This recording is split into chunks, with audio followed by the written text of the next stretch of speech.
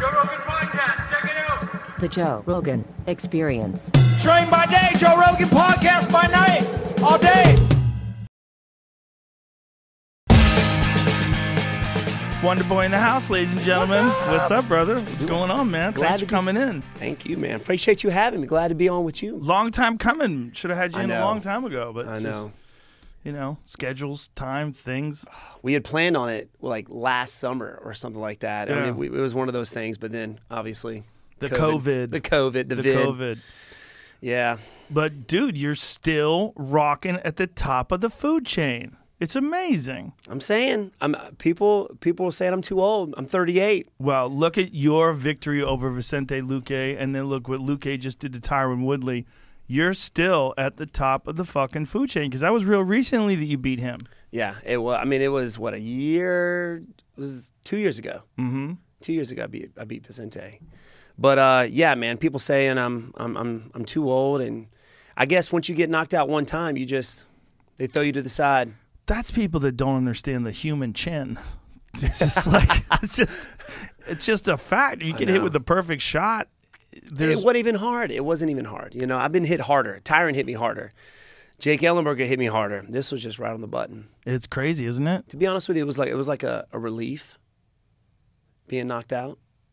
I mean, I've got close to 80-something fights with kickboxing and MMA together, and I've never been knocked out. And it was always one of those, you know, really going into a fight, this is going to be it. This is going to be the time I get knocked out. This is always going through my head. And now that it happened, it's not that bad. It's really not that bad. I would rather get knocked out than get just the crap beat out of me for 5-minute rounds. Have you ever been knocked out in training? No. So that was the only time ever in your whole career you've been knocked out.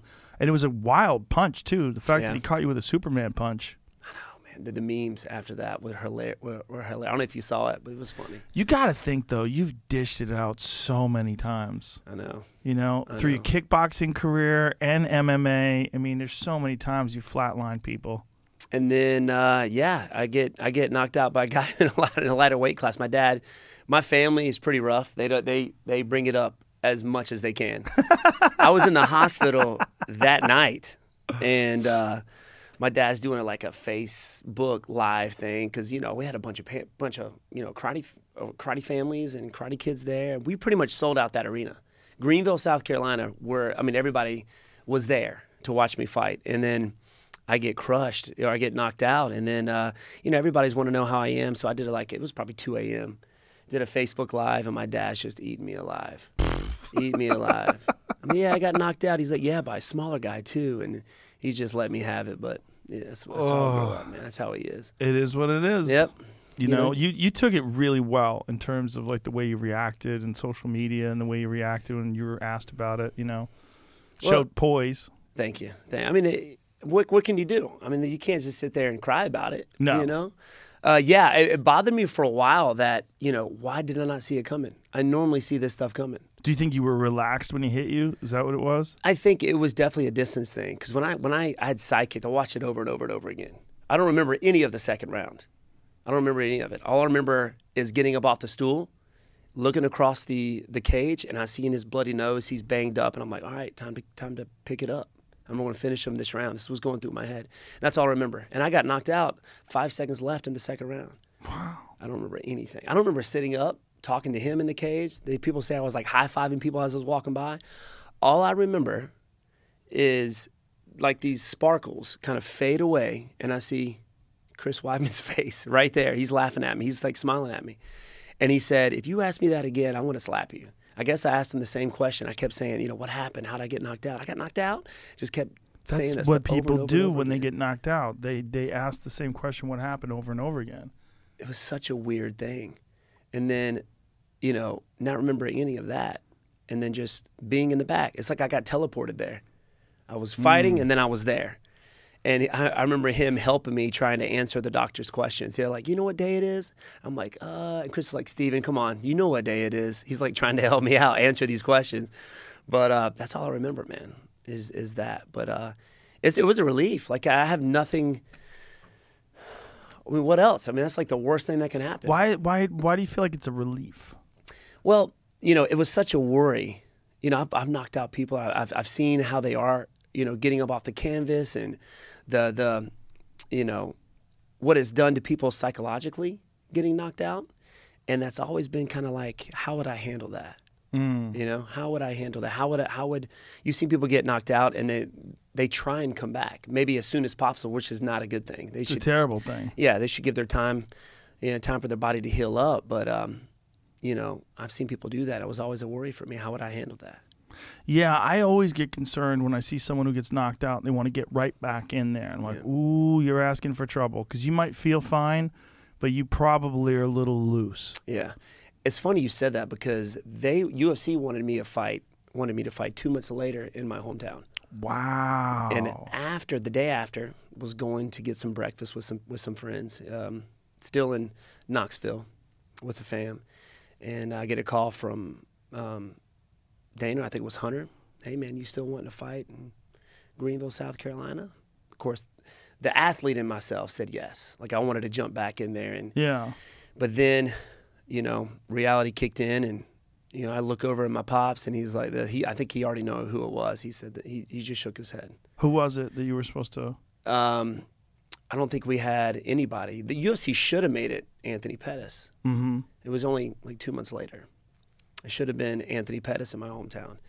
But, and I didn't find out that the UFC was in Greenville. I found that out watching some fights like So you're saying that the UFC should have made a rematch with Anthony Pettis? Not a or rematch. That should have been when you fought Pettis? Yes. Was in your hometown? Yes, yeah. we would have sold that out. Yeah. My first MMA fight was in the arena the UFC was at, the Bonsa Corvallis Arena. And it was standing room only. What organization was that for? It was a promotion called Fight Party, and a lot of UFC fighters came up. OSP was on my first card. It was crazy. OSP was fighting. I think, who else was on that card? Both Lima brothers were on that card, and it was my very first MMA fight in my hometown. And the main event, I think it was OSP, was main event, but his fighter ended up not making weight or something. That didn't happen, so they pushed me to the main event. What year was this? This was 2010. Wow. 2010. And I was like, what? I had no wrestling. No, I mean, blue belt, barely blue belt, probably in jiu-jitsu. And I'm like, all right. And I'm fighting a wrestler. And I'm knocking him out in the second round. And I almost threw up all in the ring. That would have been twice. That would have happened to me. Twice. Because I had no idea how to cut weight. I hadn't been 170 since 11th grade in high school. What were you weighing when you were kickboxing? I would actually fight up in weight. I would weigh in with keys in my pocket, weights in my pocket. I fought at 185, fought at 195.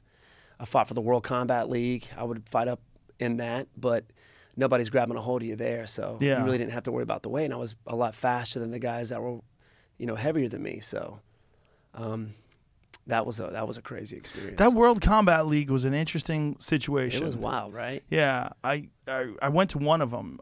Which one? I'm trying to remember. I think it was in Atlantic City. I'm trying to remember where it was at. I might have been on that card. You might have been on that card. I think I fought a guy named Carlos Tierney. Carlos Tierney? I'm not. I don't remember if you were on that card or not. I definitely watched you fight in those events, but I watched you a lot when Faraz Sahabi was talking well about you. I was like, let me check this dude out. And then I saw some of your kickboxing fights, and I saw you in the World Combat League, and I was like, oh, shit. You when you got into the UFC, I got really excited because you represented a style that I had been talking about for a while, because everybody was like, for striking, it was Muay Thai. For submissions, it was jiu-jitsu, and then there was wrestling. Like, that's like kind of everybody had this idea of like what was effective and what wasn't.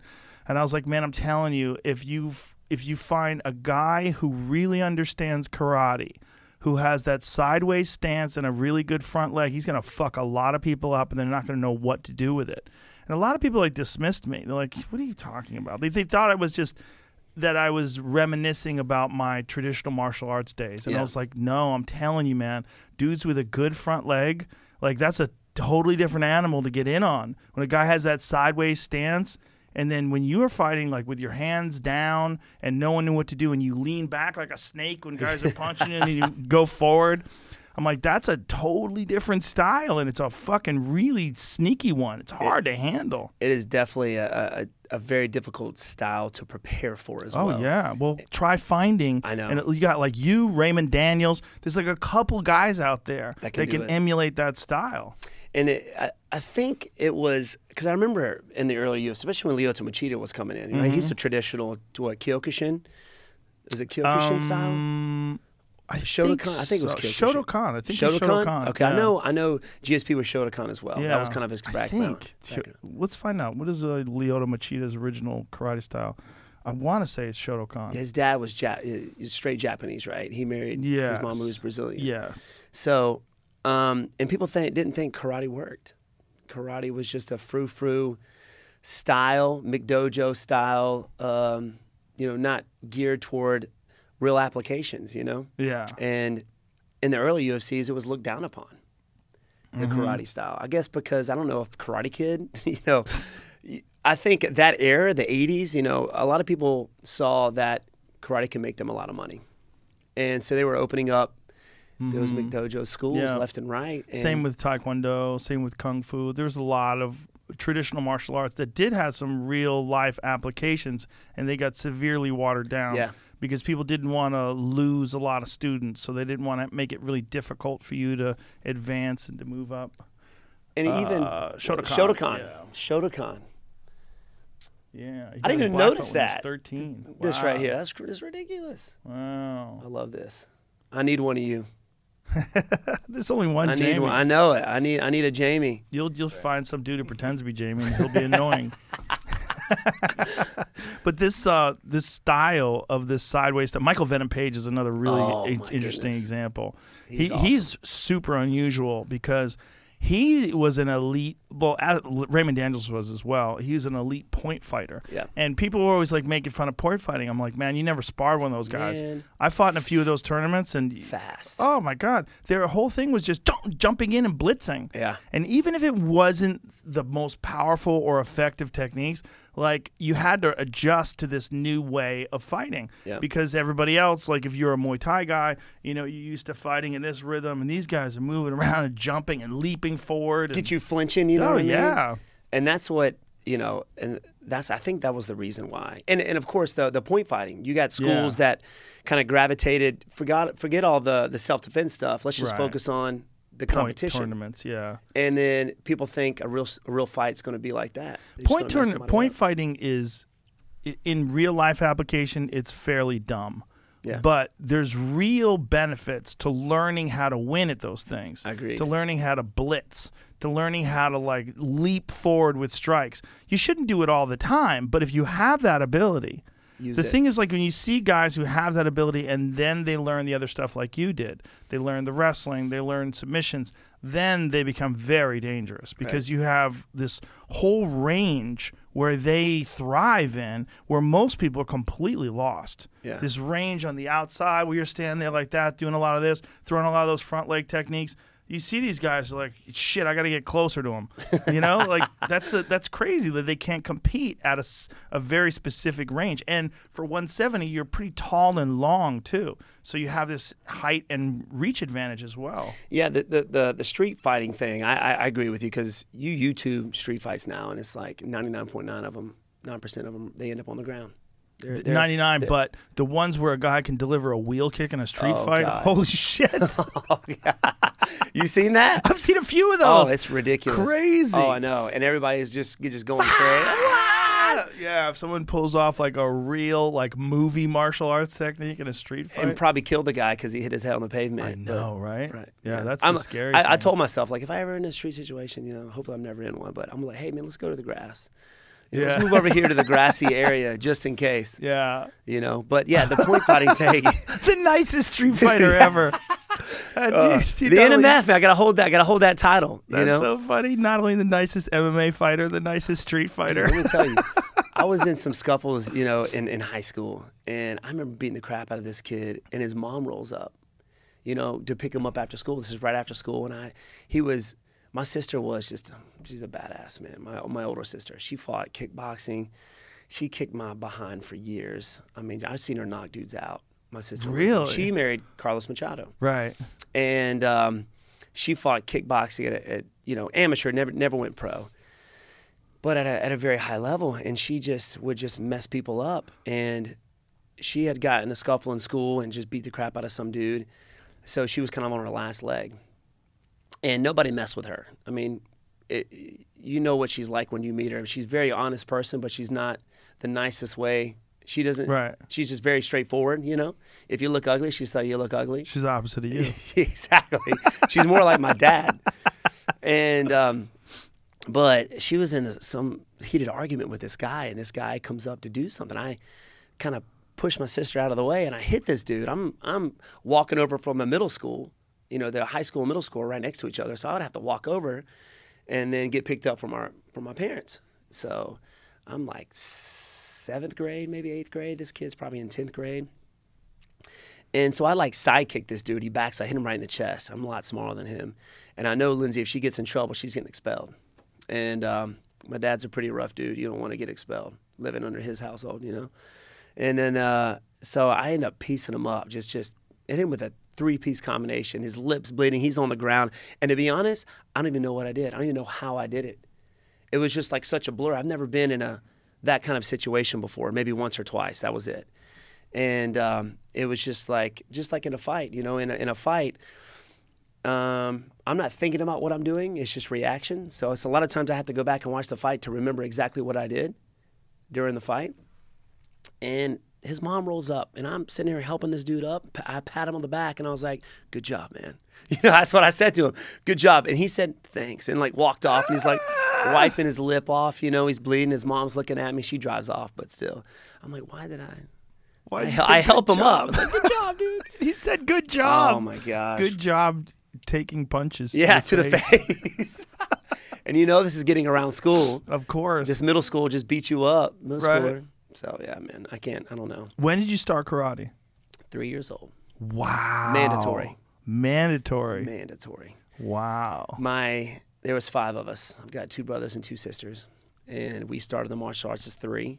My dad started early 70s because of, it's weird, Elvis Presley.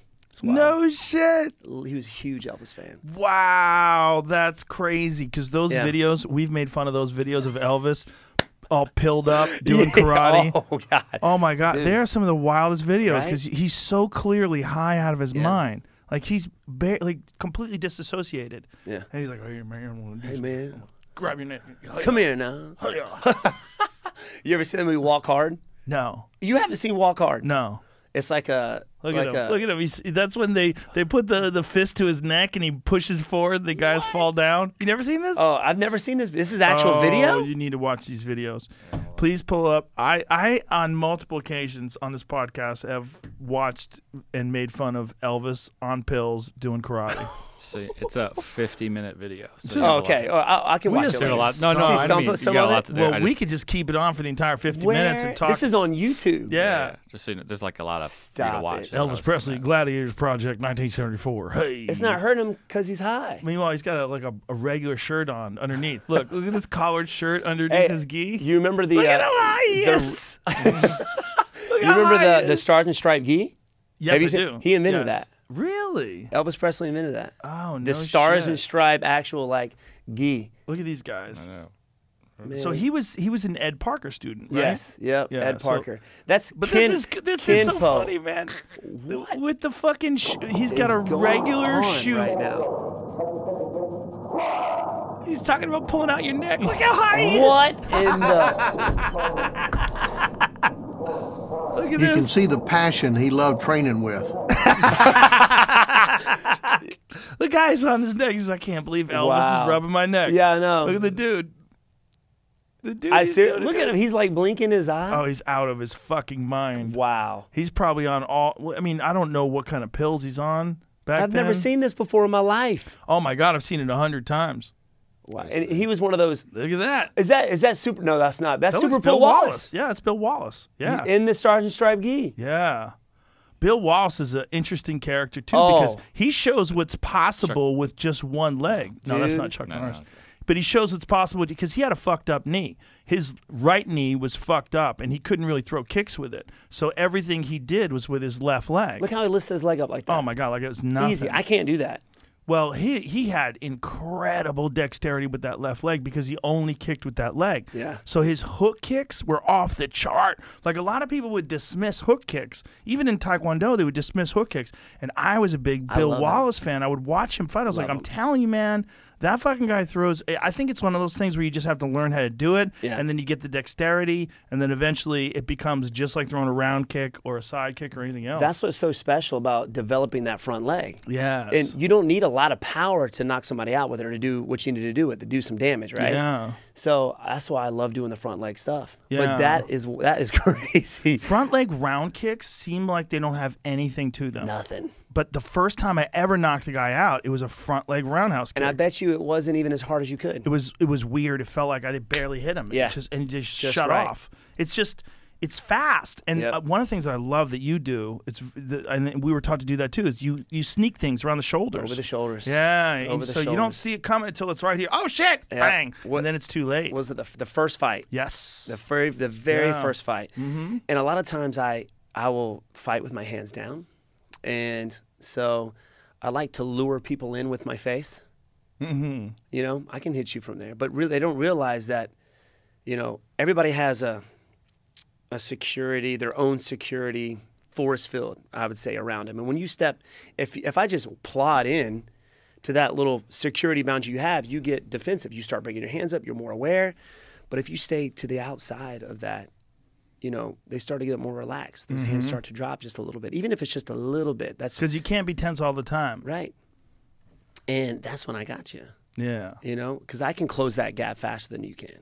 Right. Right? I can close that gap, and people aren't used to that. People think, it was funny because once that karate style started to get out there, started becoming more popular, especially in the full contact sports, because you see in Michael Page Venom, and you start seeing guys with those tendencies. Like when you didn't see him at his last fight because he was doing more boxing, but Conor McGregor, when he fought Jose Aldo, just in those first few minutes of that fight, he was moving like a karate guy, sideways stance, in and Threw out a side movement. kick. Yep. Drew out his left hand and countered him. It was beautiful. But it's nothing that you can do and learn right off the bat. You know what I'm saying? Like I can't, if I was doing MMA and then I go, all right, I want to try and, you know, do that distance management or get that karate style, you can't just go into any karate studio and learn that. It takes a lot of time. A lot of time. A lot of time. I talked about Taekwondo kicks to someone once. We're talking about this, about them implementing them in MMA. And I was like, you kind of can, but really you should start with that. Yeah. Like if you want to learn it, you're going to have to learn it when you're a kid. Yeah. And then you develop that crazy Bill Wallace type dexterity. And then once you do that, then learn takedown defense, then learn a little bit of wrestling, then learn how to all the other shit. It's so hard if you start right with MMA, you know, say if you're a 15-year-old kid and you just go to an MMA academy, there is no way you're going to kick like a guy who's been kicking his whole life. Yeah. You need to learn how to do it like almost first. Yeah. I think like there's a lot of arguments about what you should learn first, but I think there's a real good argument for young kids to learn either karate or some kicking-based style real young. Because when they spar, they don't really hurt each other. Yeah. And then they get used to doing it, so you get used to sparring. Like I love watching little kids spar. Man. Because they hit each other, but they don't hurt each other. We do full-on MMA sparring in our schools. Yeah.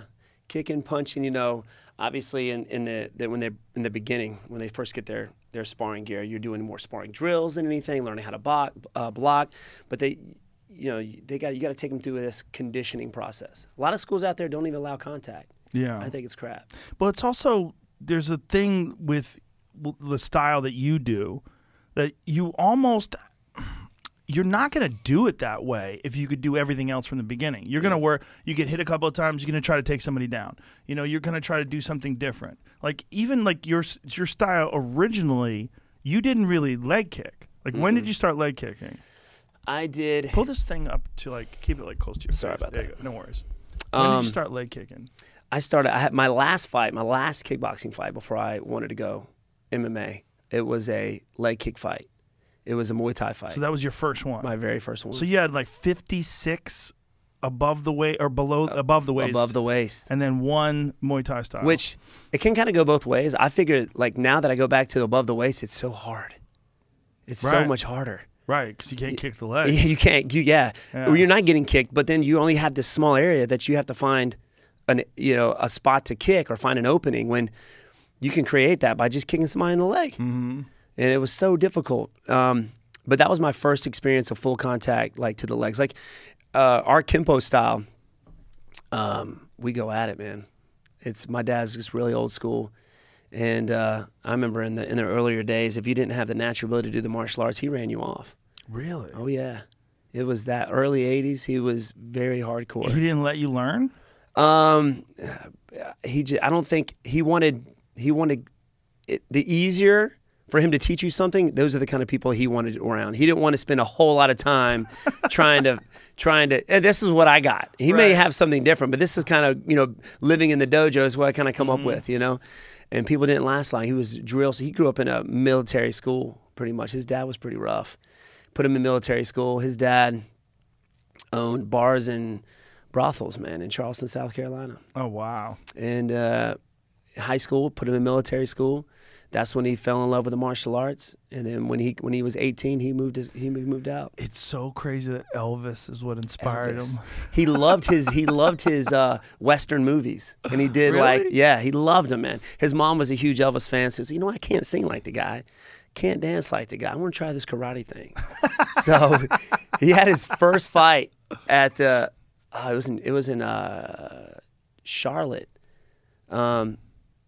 I forgot which arena it was, but in 1977, I think it was.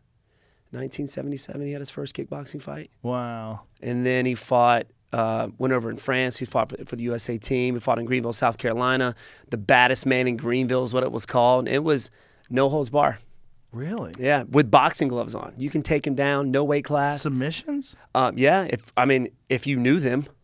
Back in those days, I don't think anybody knew submissions. Boxing gloves. Boxing gloves. How heavy were the gloves? I don't know. They're probably 8 ounces. 8 ounces. But I mean, this is how crazy it was. You had a guy, you had a black guy come out into the ring with a Confederate flag. What? It was wild. He fought. He had to fight that guy. He had to fight a guy who was 300 pounds. We got a picture of him, literally with his opponent on the ground, and my dad's up in the air getting ready to stomp this dude's head. I'm like, you didn't realize that you could kill the guy? He was like, nah, I had to pay rent, man. I had to win this thing. Wow. I had to pay rent. Yeah. He fought in that thing twice before they wouldn't let him compete anymore. Really? They kicked him out? Yeah. And then what did they say? You're too good? I don't think they said you were too good. Gotta stop stomping people? Yeah, maybe.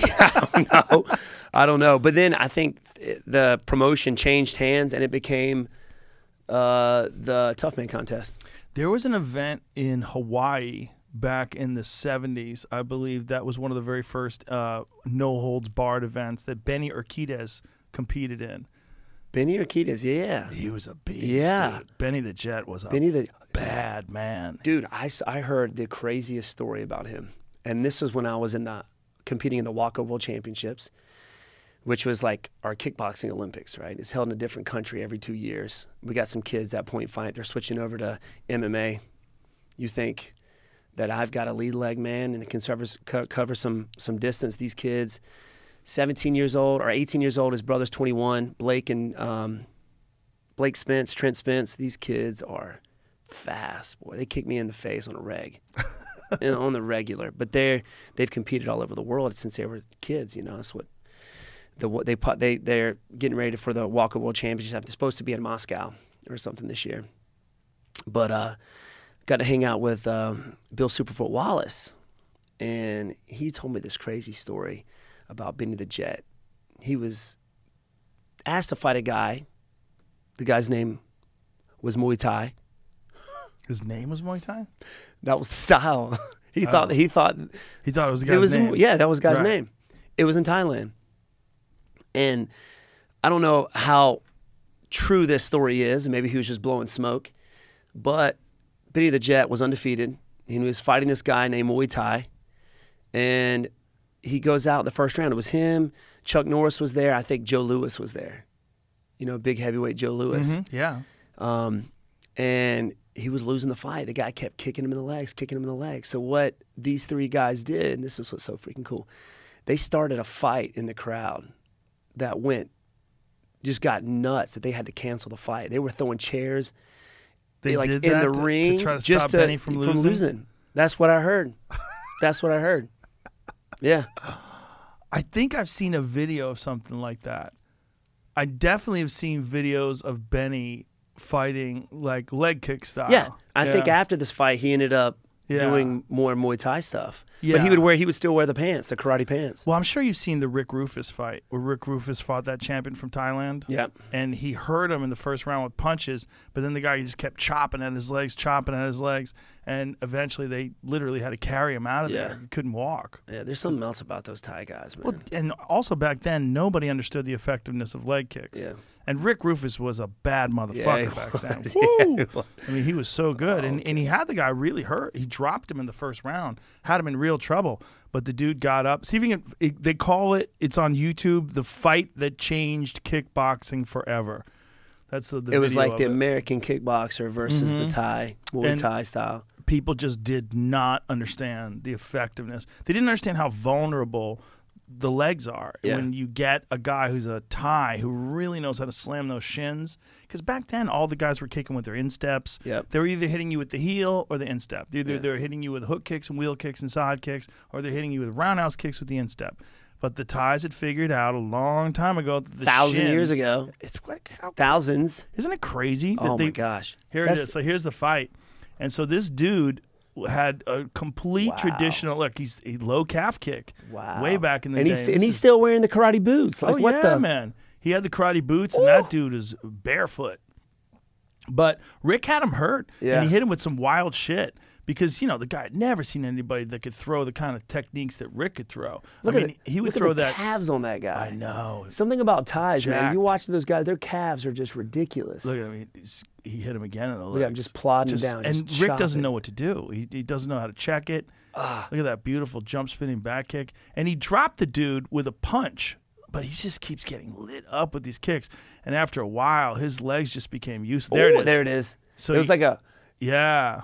That was sick. Yeah, threw a kick and then the punch right behind it. He threw a left round kick and then right behind it he lands a perfect punch. And it's got the guy really fucked up. Guy drops his mouthpiece. He's in real trouble. And Rick swarms on him. But the dude knows how to survive. Look, he drops him again. Almost kicked him in the face when he was down, too. Look at the stare down there.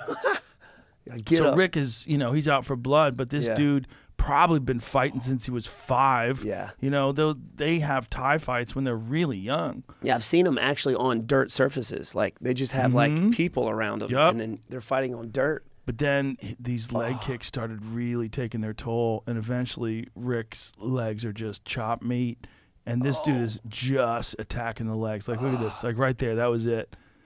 I mean, he's in fucking agony there. He gets up, and he just gets punished even more. And at this point, the dude's going across the front of the legs. He's going to the back of the legs, like anything he can. And that's it. That was a wrap. He's just in agony. I'm wincing because I feel, I feel for him. Like, I've felt those kicks before, especially low calf. Yeah. I wonder if is that allowed in Muay Thai? It is the allowed. calf? It is allowed. Yeah, it is allowed.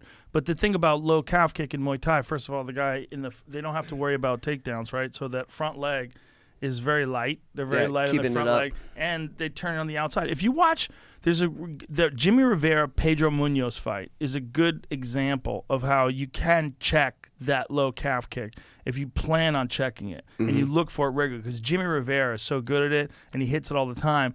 But in that fight, Pedro is aware of it in advance, and Munoz checks it over and over and over again, but he keeps landing it on Jimmy, and he eventually, he won the battle of the low calf kick. Yeah. But it's such a punishing kick. Oh, my goodness. I think it was the Vicente Luque. I took 3 of them, and I don't know if it has to do a lot with those 3 kicks, or sometimes whenever I kick, I roll my hip over maybe a little too much, and I start hitting with the outside of my calf. Oh, yeah. You know, instead of the shin. Yeah. So that may be why sometimes I'm limping afterwards. But those low calf kicks are no joke. They're brutal. I hit Rory McDonald with lead leg low calf kicks in that fight, and he was limping afterward. He was he had to have somebody carry him. walk off with them. And that's early on in the calf kick game, Yeah. right? Because really, Benson Henderson was the first guy I saw use it Mm-hmm. really effectively and regularly. But then when you get into the fights being stopped with low calf kicks, you're like, wow, this is crazy. Like, guys literally can't walk. Yeah. And then the Conor McGregor fight was like, I mean, the whole world got to see that because even the casual MMA fan watched that fight and was like, that is crazy. I feel like 2019, 2020 was like the years of the low calf kick where Yeah. it really started to become mainstream, right? Because you don't have a lot of muscle there. It's bone on bone, you know, and that group of muscle is such a function for you to move around. It's just like, you know, you hit that one or two times, good spot. And you saw with Sugar, was it O'Malley? Just shut him down. Just shut was him that dead down. foot? Was that what Yep. they call that? That happened also with Cejudo when he fought Mighty Mouse. Mighty Mouse kicked him, his leg went numb, and he's got that drop foot. But, Drop foot. yeah, That's what they call it. But Henry survived. He survived and he made it through. But it happened to Michael Chandler in Bellator. I saw that one. It's it's like those nerves are so exposed there. You hit that one spot. I thought he broke his ankle, but it was just a dead It's really foot. like the button for the calf. Yeah. It's like the version of on the button for your chin. That's kind of the same thing for a calf. And I think that's the beauty of that karate style as well. You're starting to see more and more people doing it, but switching sides. Sometimes switching sides can just do it for you. Well, Prevent that. you switch up quite a bit, and you're much more. It seems like, correct me if I'm wrong, but you're more comfortable right leg forward with a front leg. With my front leg, yes, I do throw with my left, but I love using my right leg. You're right-handed. Yeah, Yeah. I'm right-handed. Yeah, Yeah.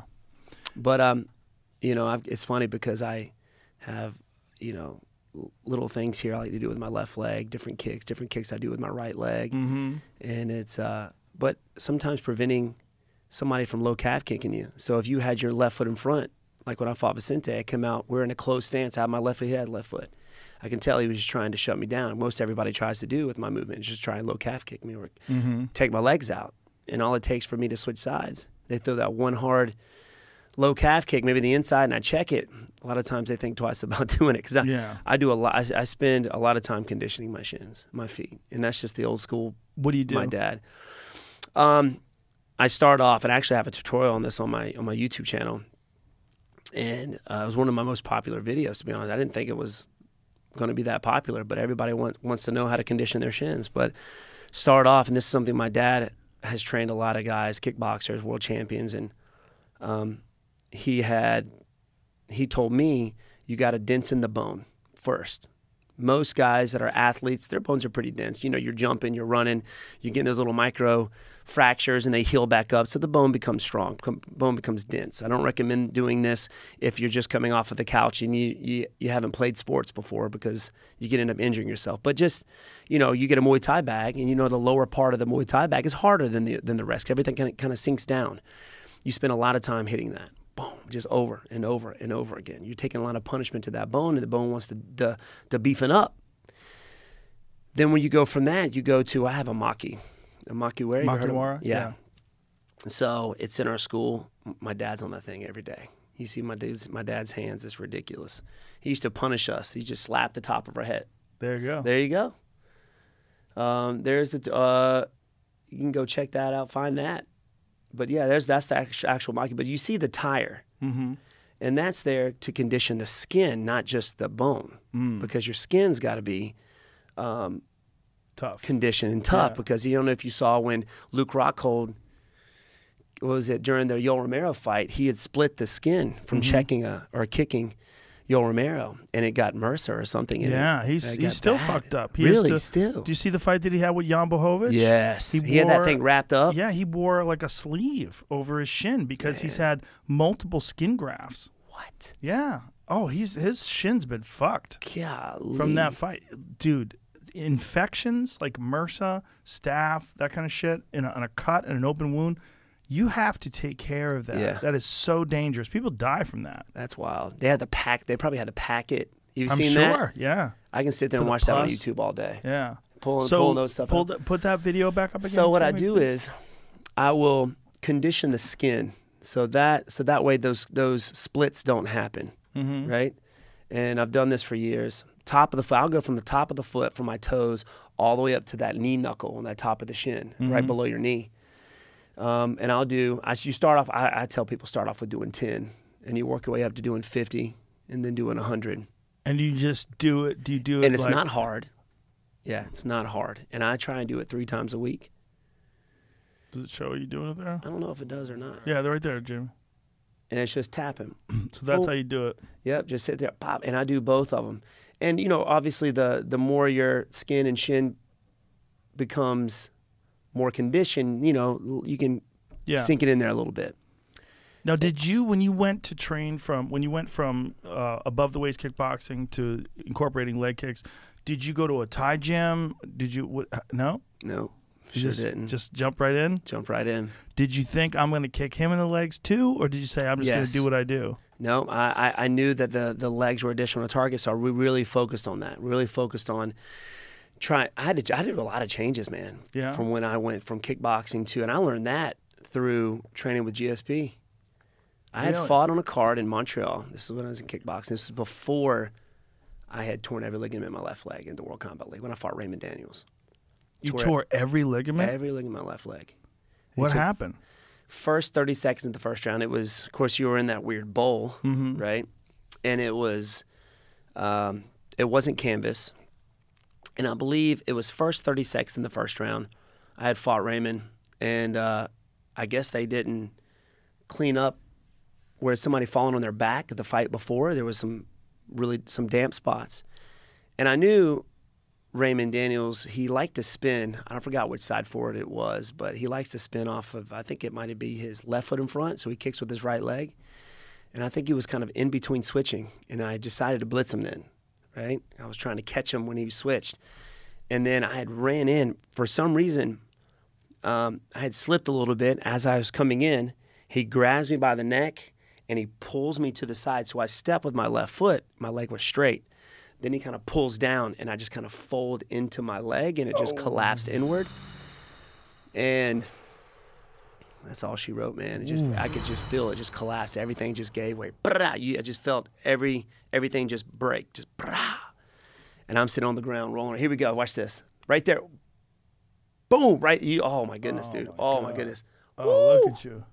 So that's where I slipped there. You throwing the blitz. He pulls to the left, and I step, and that's when it collapsed in. Oh, my God. It just went. I remember afterwards, I tried to stand up. That's where I slipped. Boom. I pull in. He stepped, pulls down. It was almost like this, I guess. Kind of pulls me in. It was terrible. And then you have to get surgery? Yeah, multiple. Multiple surgeries? Multiple. I did cadaver. How many surgeries? Well, there was only one original surgery where they went in. They took 40% of my meniscus out. Oof. I did. That's a lot. Yeah. Yeah. It was. Is that the same leg that Darren Till was side kicking you on? Yeah, I tore my MCL during that fight in the first or second round. Wow. Yeah. Now I showed it. I kind of back up and shake it out a little bit. I was kind of pissed, but you know, it is what it is. And then I feel like after that, I did cadaver tissue so they could beef up my ACL as much. They can make it as thick as they want. And then so what did they do with the Achilles tendon? Is that what they use for you? For the cadaver? I don't know. It might have been Achilles, or I know they use patella, and they can take as much as they want. Because I know if they take your own, they can take a small portion, but the healing time is elongated. I did both. I did patella on my left leg, and I did cadaver on my right. Yeah, the right they used a Achilles tendon from a cadaver, and it was great. Yeah. That one has never been a problem since. The left one was patella tendon graft, and it took a long time to heal. Wow. It took a full year before I felt confident with it, and then even then, like if I would do anything where I had to get on one knee, it would hurt. It would hurt pretty bad. Even two knees, like even stretching. Like still, no, not anymore. Now it's nothing. Now it feels like 100%. Doesn't bother me at all. Wow. But like if I'm the one where you get on your knees and you lean back. Yeah. Shit, it took forever before I could do that one. It was just so tight. Yeah, that's how mine was. So bad to be on your knees, like when your knees touch, because they have to take a piece of your bone off of your kneecap and a piece of bone out of your shin, and they pull it out with the piece of the patella, and they open you up like a fish and drill it in place. Have you seen those surgeries? I watched or it. I watched my surgery because I Wow. was hoping I was never going to do surgery again. So I asked the doctor, I said, can I watch? And he goes, well, I want to put you under. And I go, well, is there a way where I could watch instead of you putting me under? He goes, well, I could give you an epidural, but I don't recommend it. And he goes, So well, you did an yeah. epidural? Yeah, he goes, I don't want you to freak out. I go, I'm not going to freak out. I go, I want to see it. That's so awesome. The doctor was crazy. He let me. He goes, That's you're fucking hardcore. crazy. I'm crazy too. Give me knuckles.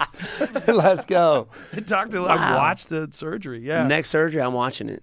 It was I don't know if pretty you weird. can even do it. Yeah, it was pretty weird. But you know, it took a while because 5 months in, that ligament dies, and then your body kind of regenerates. Yeah, right? It your makes body it grow. reproliferates it. And then the doctor told me Proliferates. 5 months in, your knee's gonna feel great. Of course, me before that, man, I felt like I could do anything. Mm-hmm. You know, I'm sitting there dunking. I've got it where I can. My dad's 6'2". I can jump over my dad. You know, just doing crazy tricking, martial arts tricking, and I do some of that if I knock anybody out in the octagon. But that was my first flip, that little corkscrew I did. I used to do that all the time. I don't do that anymore. Just because it's not worth Just the not risk. worth the risk. Yeah. I mean, It's crazy because it looks cool, but Yeah. if you like when Michael Chandler knocked out Dan Hooker and then did that backflip, I was like, bro, Or don't even- stop doing that. what's his name was doing like the body roll and he hurt Yes, his shoulder. Johnny Walker. Yeah. He fucked his shoulder up. He was out He had forever. to get surgery. Haven't been the same since. He has a giant scar on his shoulder from that. Yeah. Yeah, no, he hasn't been the same since.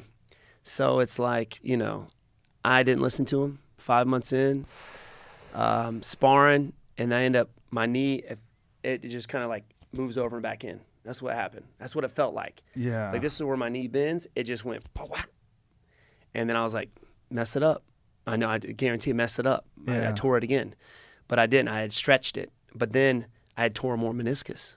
Oh, So they had to go Jesus. back in, tighten everything up. They repaired my meniscus. I'm talking 6 weeks, couldn't put any weight on that leg, right? It was straightened the whole time.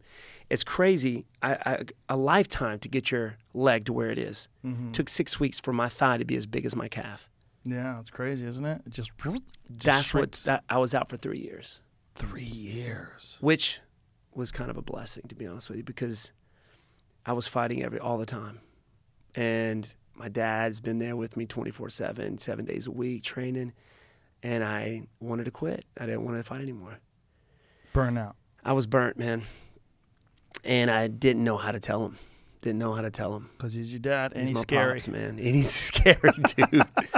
And to be honest, you know, I didn't. And he's always told me that. He's always like, man, if you don't want to do this, let me know. But I can always see, you know, there's something in his eyes. Like he wants me to do this. Of course. And then this happened, right? So in that time, those 3 years, when the doctor told me I would never do it again, that's when it was like, for real for me. Like, that's when that flame it rose in me that I'm doing this screw that, dude. I'm doing this again. What are you talking about? You know, there's no way. I'll probably never fight again. And he's done all my surgeries. It's funny because I look at him like, see where Remember? I'm at? Yeah. Yeah. See where We I'm were at? just talking the other day about when I got my ACL reconstructed and then I had meniscus damage. I had to get scoped out. They were like, you got to stop doing martial arts. And I was in my 20s. I was like, what are you talking about? This is my whole life. Yeah. This is my identity. I'm not stopping. I'm like, are you fixing this? You're fixing it, right? Then we're There you going. go. I'm going back in. I don't know what you're saying. You're just talking nonsense. Yeah. Because I was looking at him with his belly and like his Yeah, come on. What do you? pencil arms. I'm like, shut your fucking hole. Yeah. Like, I'm not going to stop doing this. It was one of the reasons why I ended up injuring it again, because my physical therapy that I was doing was for normal people who just walk to point A to point B. They're not. So my quad was overdeveloped, my hamstring was weak, and that was one of the causes of me injuring my knee so much. So that, in that time, before that injury, I fought in Montreal, back to where we were getting to. I was fighting a guy, very tough kickboxer out of Montreal, and lo and behold, George St. Pierre and Faraz Zahabi was in my opponent's corner. And I ended up knocking that dude out in the 5th round. And then afterwards, I think it was kind of wild. He comes up, GSP comes up, and Faraz, hey man, we would love to bring in for, you know, and his student was kind of over there just like this, you know. He was like, we would love to bring you out for GSP's camps, you know, help him out with the strike. And I'm like, are you kidding me? That's Heck incredible. Yeah. What year was this? Oh man, 2000. Shoot, 7, 8, 6, 7, 8. So this is GSP at the top of the fucking food chain. Yeah. Right? This was probably around like the Nick Diaz fight. It was probably BJ before Penn. that. Really? Because I helped him with John Fitch, Thiago Alves, Matt Serra.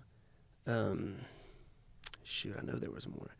But was up there, and that's when I knew. I was like, I kept getting taken down. Every time I blitzed this dude, just changed his level, run right into a double leg. Ended up on my head. So I was like, I got to make some changes, man. I gotta lower my stance. I can't blitz straight in. I got to angle off because I'm running into these things. And that's when he was my inspiration to switch from kickboxing to MMA. Really? He was my inspiration. Yeah, man. I mean, we became friends, man. And I was up there helping him out. And, well, he was helping me out more than I was helping him out. You know, that's what it felt like to me. I was just at awe that I was up there training with this guy. He's so open-minded, too. He's the awesome. fact that they did that you just knocked out their guy, and they're like, hey, man, can we train? I mean, that's so smart. It's so open-minded. And I think it was the style, too. Like, they know there was, like, something different about that, and maybe I don't know, if I could somehow figure that out, then these other strikers, like Thiago Alves was... I don't know. I don't know what they were thinking. George started out with Shotokan as well. So because of that style, like that was his original style, that karate style, and he always attributes that to his ability to take people down. He said it's his karate blitz. Like the blitz, the ability to close that distance quickly is what allowed him to get really good at double legs. That's awesome. Makes sense, right? It does, 100%. I mean, especially the angles. You never see me throw it in. You did in the earlier days. I mean, when I fought Nishan Burrell, you know, I out-wrestled him, outstruck him, but I was using a lot of wrestling. Chris Clements, I was doing a lot of wrestling. I was taking him down, but I think it was after the Nishan Burrell fight. I was like, Joe Silva comes up and was like, Steven, he's like, just remember, it wasn't your wrestling that got you here. I'm like, that's all he said. I was like, yeah, right, got you. But, you know, it was the Matt Brown fight that after that, I really wanted to show my wrestling because everybody thought I didn't have it. And I don't think it was the fact that I didn't have it. I was just done 30 seconds in the first round. The weight cut and everything killed me. And what was it about that fight? Because that was a weird fight for you. It was different. Man, I just came off of knocking this dude out in the first round, got the bonus, you know, and it was like the week I got back, they were like, hey, man, you want to fight this guy, Matt Brown, in a few months? I'm like, yeah, let's make it happen. I was like, why does that name sound familiar? And then I looked him up. I was like, dude, this dude's got some fights, man. He's been in the game for a while. But Matt Brown is a fucking savage. And he showed it, man. This is crazy. I'll tell you in a second. What we rode back in the ambulance together after the fight because we beat each other up so bad. But I had hired a new strength and conditioning coach, and you know, and I was doing a lot of heavy lifting. I was walking around about 215. Never got up above 200 pounds since then. Just muscled up, and I had, you know, Nate Marquardt come down from my camp, and I felt great, you know, and realizing that everything was going great until I had to cut the weight. And you got up to 215? Yeah. Oh, my God. 210, 215. I think at my heaviest I was about 215. So you're cutting 40 pounds. Man, 40 pounds. Killed me. After that weight cut. How far out did you start the cut? Man, I think a little too late. Trying to come down. I mean, I was eating chicken. I hate chicken. Till this day, I don't really like chicken since then. But I still felt explosive. I guess, you know, if you are naturally explosive, you're going to keep some of that, even if you gain some muscle.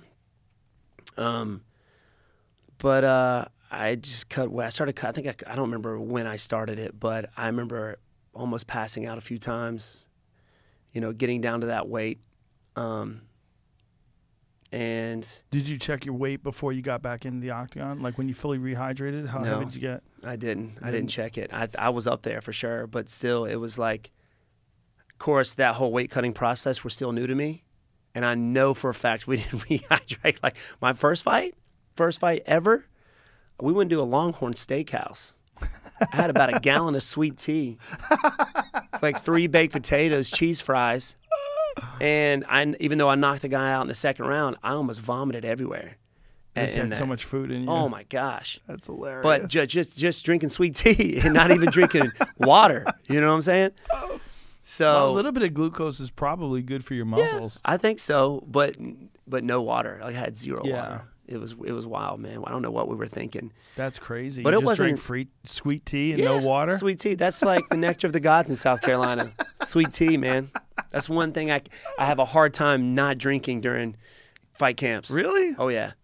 Oh yeah. Wow, Like, I keep a weight now to where I pretty much eat what I want up until about a week. What do you stay at now? At my heaviest, 195. Oh, okay. 195. That's a big difference. That 20-pound difference. And that's trying. That's just trying to do it. You know. Is it because you don't lift weights as much anymore, or? I think the way that we do it. I have after the Tyron fight, good reason because the guy was strong as an ox. I had hired after that experience with Matt Brown. You know, I had stopped lifting weights. Like it just kind of not going to do it anymore. Just going to stick with just bag work and trying to throw bodies around. You know, that'd just be my. And it worked for a while until Tyron, and I've just felt how powerful that dude was.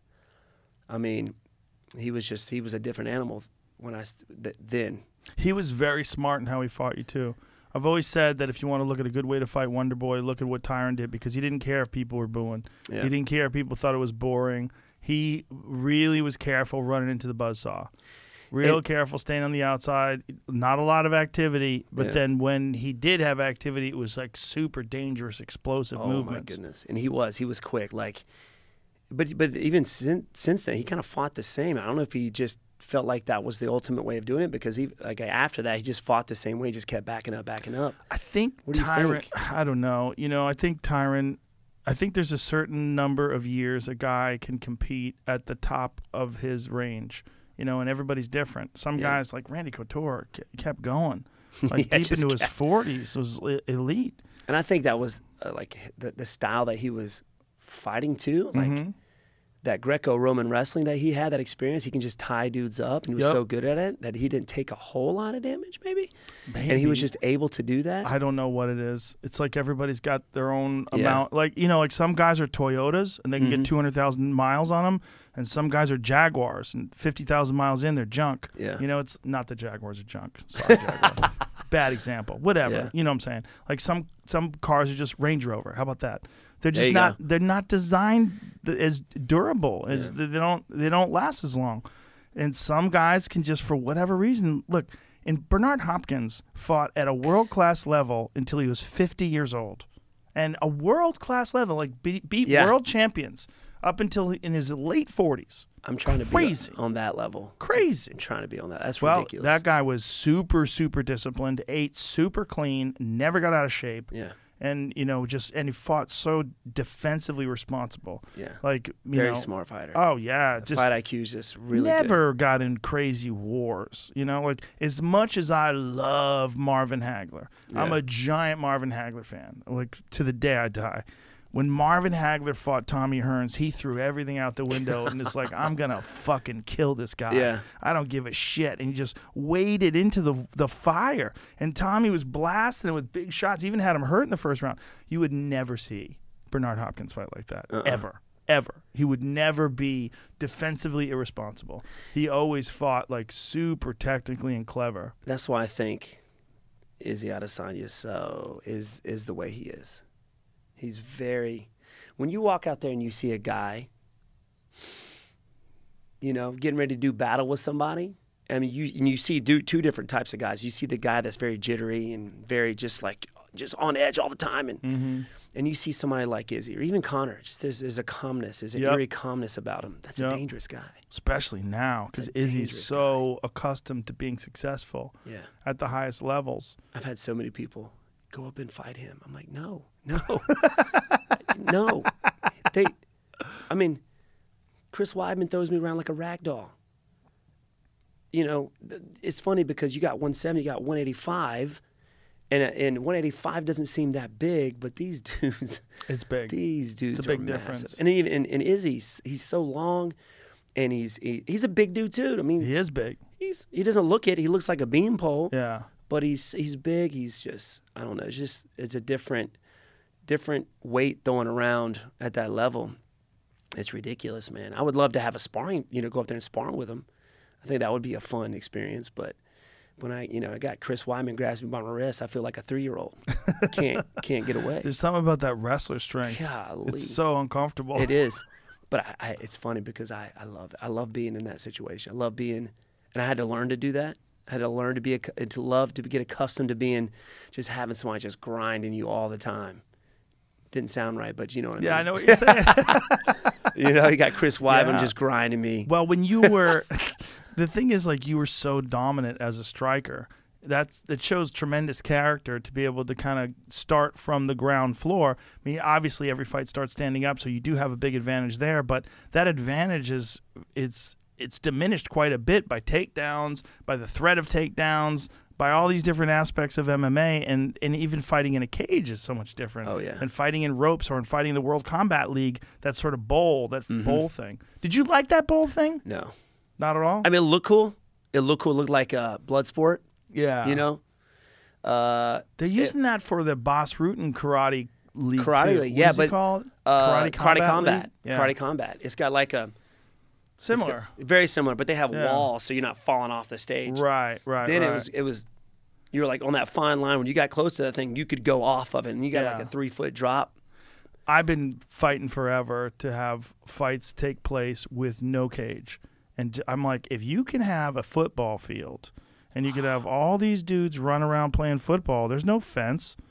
There's no cage. And they're running full blast. These are giant super athletes. Yeah. You're telling me you can't have a fight in the middle of a football arena? How come you can't have like basketball? Is another example. Basketball. You got all these players, these giant dudes, 7 feet tall. They're running around. They're fine with this basketball floor, but we have to have everybody caged in because that cage is an artificial structure. Like it stops you from moving that way. You get pressed up against it. You can get up quicker from it. You can utilize it to hold people in place. There's a lot of weirdness to a cage. It also obstructs the view. It does. Wow, I didn't really think about that. It does, and you're better off just kind of like, watching it at home. You get a better view at home. That's right. And you got the commentating on the grass. Dude, how grass? You got my mind rolling right now, dude. You can have more than one, just more than one fights going on at once. Kind of like gladiators. But that's like a gym where guys collide into each other and someone gets a blown out knee. Oh yeah, that's true. That's how Rashad Evans lost the fight with John Jones. When Rashad Evans lost a fight with Shogun, he was sparring in the same ring as Diego Sanchez, and Diego Sanchez collided with him and fucked up his knee. So Rashad had to pull out of the fight with Shogun. John Jones steps in, takes the fight. John Jones becomes the youngest ever light heavyweight champion, youngest ever UFC champion. Wow. Yeah. Crazy. And look at him now. He looks massive. Look at him now. He's so I feel big. like he is. I don't think that's a good move. Can you get massive enough for Francis? That's the question. Yeah. Or do you want to? I mean, do you want to? Right. I don't care how much weight you put on to get up. This dude's been carrying that weight around his whole life. And it's natural. And he's explosive. You got some dudes that just, even I've sparred with guys smaller than me, but they just have some kind of power about them. I fought a pro boxer. I was up there training with GSP, and he was going over to the Howard's brothers up in Montreal. And there was a guy, Adonis Creed. I don't remember his name. Adonis. He was a world champion. Adonis Stevenson? Boxer. Yes. Yeah. Yes. Yeah. Oh, my God. I was in the ring with him, and I know one of the Howard's brothers, I think the oldest, he was just happy a white boy can go up there and box. And he's like, get up there and spar this guy. I didn't know who this guy was. I'm like, yeah, okay. Yeah, sure. Thumbs up. And I go out there, I'm sparring this guy. He's taking it easy on me. But whenever he would throw a punch, I felt it in my bones. I've never been hit like that. And the funny thing is, he's probably taking it easy on me. I mean, there's something about a guy, and which doesn't make sense for these MMA fighters to go over to boxing. Hey, it's exciting, but still, to do that, it's a different sport. It's something different about it. It's very different. But I think the most interesting crossover is Claressa Shields. Claressa, who was a two-time Olympic gold medalist in boxing. Now she's fighting in MMA, and she's still young, man. And she looks great. Ooh. Like she's crushing. I've seen her some of her photos. Some of the videos she's putting out there. She's getting some work in. And those hands, You don't want not no want that. part of those hands. And what weight? With little gloves. She's big. She in the So is that a Olympic. Nunes? Yeah, well, she's 55. Oh. Yeah, it's a weight above, really. Is she picked up by anybody yet? PFL. PFL. Because the PFL's PFL picking up everybody. right now. Yeah, they're doing a good thing. They're being very smart. You know, they're getting really good fighters. They got Rory. Now they got Showtime. Pettis is there.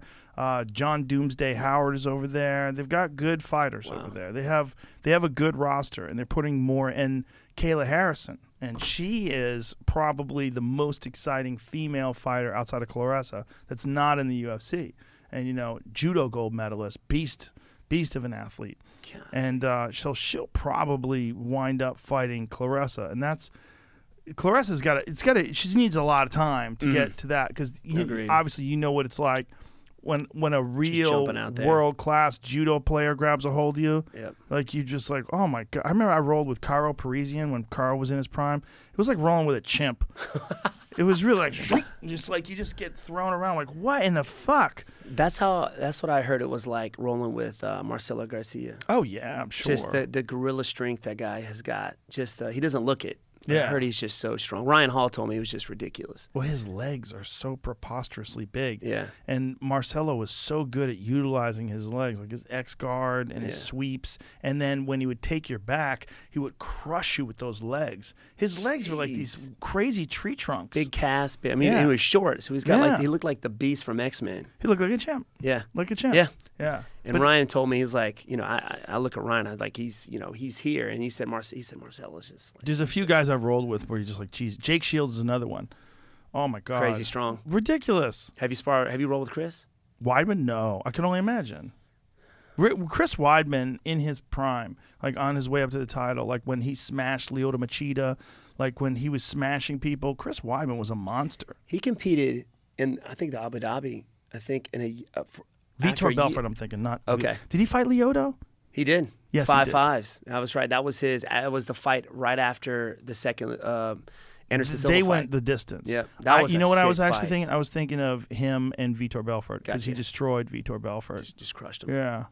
But he competed in Abu Dhabi, I think, a year of jiu-jitsu, and I think he made it it was controversial. I think he was beating everybody, and I forgot who he was going up against.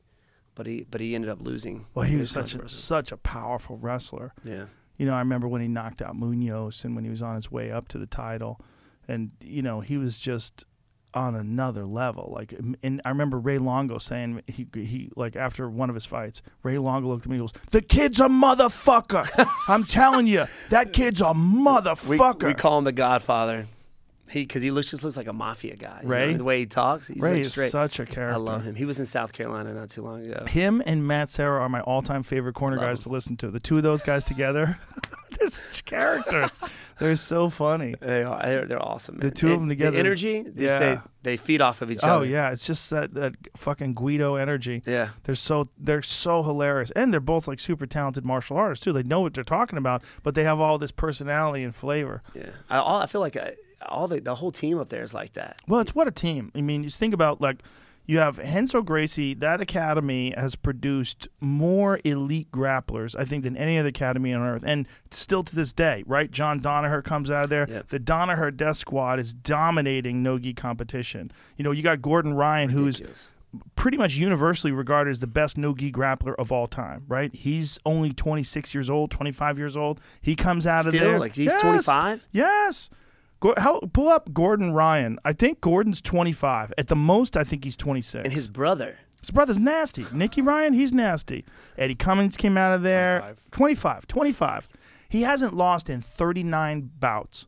In jiu-jitsu, that's crazy. And that's unheard of. I watched some of his like recent stuff too, like before the whole COVID thing, and it almost looks like he just rolls so slow and like he's playing with these dudes. He's at such an advanced level. They don't take a single day off. I talked to Danaher about that because I'm trying to get them to move out here. Yeah. Because Danaher was they're in Cuba? They're in Puerto Rico. Puerto Rico? Yeah, they're in Puerto Rico. Danaher, they had this event out here, and then afterwards we all went to dinner, and we were all hanging out, and Danaher was telling me that he has people come over, and you know, they have these brutal training sessions. He's like, all right, I'll see you tomorrow. He goes, tomorrow? You guys do this every day? He goes, every day. He goes, 7 days a week? 7 days a week. He goes, what about Christmas? Fuck Christmas. Like, they're there Christmas. They're there every day. They don't. I go, you don't believe in rest days? He goes, no. He goes, just train lighter. Active recovery. I'm like, wow. But you look, the results speak for themselves. Yeah. But there's something with that because I train every day, sometimes twice a day. Yeah? Still. 7 days a week? Don't take a day. Well, a Sunday off. I take Sunday off. Church? That and just to filming. Take a day off. Filming. Oh, for your YouTube channel. Have you always taken Sunday off? Always. Yeah. Just to kick back and just do nothing. Yeah. Nothing. I think you'd need a day of that. Nothing. But these guys are not. I mean, but Danaher is he's a strange cat because he's a super genius. I met him through GSP when I was going up there to train with him. He was in GSP's corner, and through him is how I met Chris. So think about that combination. You got Weidman, Ray Longo, Matt Serra, Danaher, Renzo Gracie. You also have Firas Zahabi, who I think is the best mind in MMA. We're talking to that guy about strategy and about training, and he's, without a doubt, one of the masterminds of the sport. You got GSP, you got the whole TriStar. Rory, did you say Rory? Oh, yeah. I mean, crazy. It's a crazy group of people that all came out of this one sort of group of human beings. Yeah. That's ridiculous. It's amazing affiliation. Oh, yeah, 100%. You know, that affiliation of all those top schools together. Yeah, I would go up there, with Chris, and that first sparring session was crazy. Yeah. You also have Gary Tonin, who's now killing it in ONE FC, and he's one of the most elite grapplers on the planet, too. He's a part of that group, too. What is he fighting at? ONE FC. ONE FC? Yeah. At what weight? I think he's, well, 55? ONE FC has they have a hydration thing. Yeah. Where they check your hydration. That? You like that? I like it a lot. It sounds I like great. it a lot. Yeah, I like it a lot. I don't believe in weight cutting. I think it's sanctioned cheating. That was the big kicker for me too, from going from kickboxing too. I didn't cut any weight. I'd go up a weight class. But when I had to learn how to do it, it took some time. It wasn't until probably the Whitaker fight that I finally found a good way of doing it. Really? Yeah. We were just winging it. We were asking people. So how did you learn how to do it? Weidman didn't show you how to do it? It might have been It might have been before. That's right, because I was with Weidman at that fight. Maybe it was the Chris Clements fight. But no, I mean, we were asking. I was actually GSP and Firas. They kind of we called them and like, listen, man, we're dying here. We need some help. No, you never thought about getting a George Lockhart or someone like that to come at the time. Work with you? Not at the time. Do you use someone like that now? I used Tyler Minton. Tyler Minton was it. I was using Perfecting Athletes for a while. The ladies were great, man. I loved them, but we ended up going with Tyler Minton. That dude is just it's funny. I'm having full on meals and still losing weight. Really? Oh yeah. How are you doing that? What are you doing differently? So, obviously, I think a lot helps with just coming into fight week lighter. I during fight camp, training through 2 or 3 times a day, I naturally get to 185, and I stay there up until the Tuesday before the fight. So UFC usually brings us in on Tuesday. I water load on Sunday, so I'll drink 3 gallons of water, which takes all day. So I naturally get to 185. Halfway through camp, I stay there. The Sunday before the fight week, I'll drink 3 gallons of water. Why on Sunday before fight week? That's when I start my water load. I hate drinking water. I drink maybe Sweet a half tea. a gallon. Sweet tea, man. Sweet tea. Or I got to flavor the water with something. I can't stand it. Are you drinking distilled water when you're doing this with the water load? Just regular water? Regular water. Okay. And still taking vitamins and minerals because you can deplete yourself of Right. that. I had a buddy of mine go through 8 hours of body cramps, man, cutting weight and not taking the, potassium and the magnesium and things like that. So, and then after that, I just saturate my body with water. I cut a half a gallon off each day. So we show up on Tuesday. Tyler Minton's there. He's got my three meals ready and little snacks in between, little butter balls. I don't know what is all. I don't know the ingredients. It's like little protein, like little butter balls, man, with some kind of seasoning like on almond butter or something? It's like maybe almond butter, and some of them, and he's got this one now, it's like a chocolate flavor. So if you have any kind of cravings, it just gets rid of all those cravings. And I'll do he'll make chicken with spaghetti or zucchini spaghetti Spaghetti squash. Yeah, spaghetti. It's just phenomenal meals, man. I'm still losing weight. Really? And I'll still work out once a day. Small portions, regular portions? I wouldn't say you're average, maybe a little less than average. But enough. But enough, man. I feel great, yeah. And sometimes I was like, man, I shouldn't be feeling this full right now. I'm all right. Just trust the process. That's what he said. Just trust the process. And he's been great. So he's been doing this for MMA fighters for a long time? Or? For a while. Yeah? For a long time. I think he started with George Lockhart. I'm not sure. When I talked to Lockhart about it and he was explaining the science behind weight cutting, like, what? Wait a minute. Like, he's doing it based on, like, how much muscle mass you have and how much water they can draw out of your muscle mass and where you're at now versus where you need to be right before they drain you out. And he was explaining that the bigger your muscles are, the more water you can cut. Yeah. It's like a guy like Yoel Romero. Or Tyron. Yeah, Tyron can cut a shitload of water. But I got to think that still is depleting you. And if you could just weigh what you weigh. I would agree. Why is that not cheating? How come steroids are cheating, but that's not cheating? Yeah.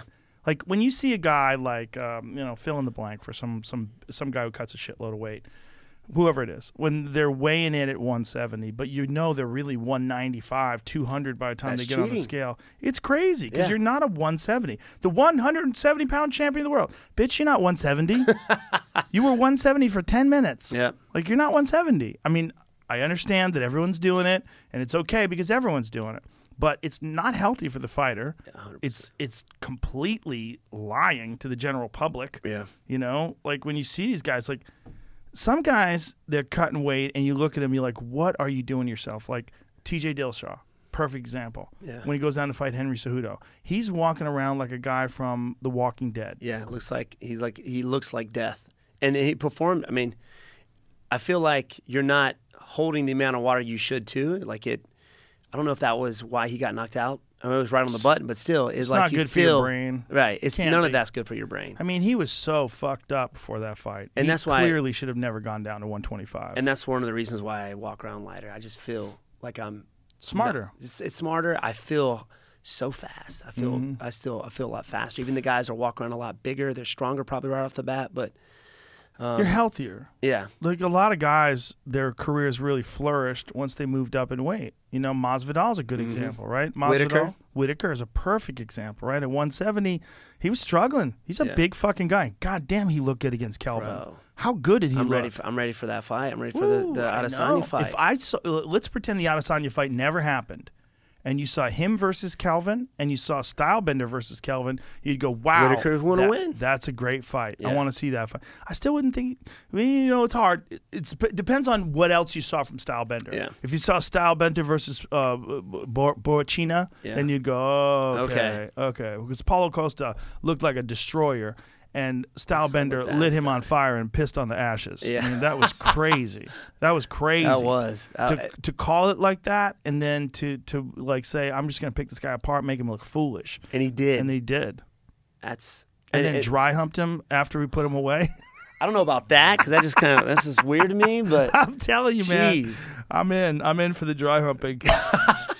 Whatever he does, I'm in. And I love the fact that he had the courage to go up and fight Blachowicz at what it is. 205. You know, I mean, that was an interesting thing, right? Because when he fought Blachowicz, he didn't even gain any weight. But he didn't get beat up. No, he didn't get beat up. He really didn't. But he did get dominated in the grappling exchanges, which pretty much shut out any talk of him ever fighting John Jones. Yeah, the size, I think, the strength at that level. And also grappling ability. Yeah. You know, the reality is when you have a big guy like Blachowicz, I would like to take Blachowicz's bones and like bring them to a scientist and go, what the fuck is going on with this dude? Dense. Where's he from? Poland. So legendary Polish power. The Polish power. That motherfucker can punch. Ridiculous. You think about Rockhold when he fought Rockhold. Oh my God! One left hook. See, I think that's John Jones's mistake. He's doing the same thing Rockhold did when he moved up, putting on a lot of weight.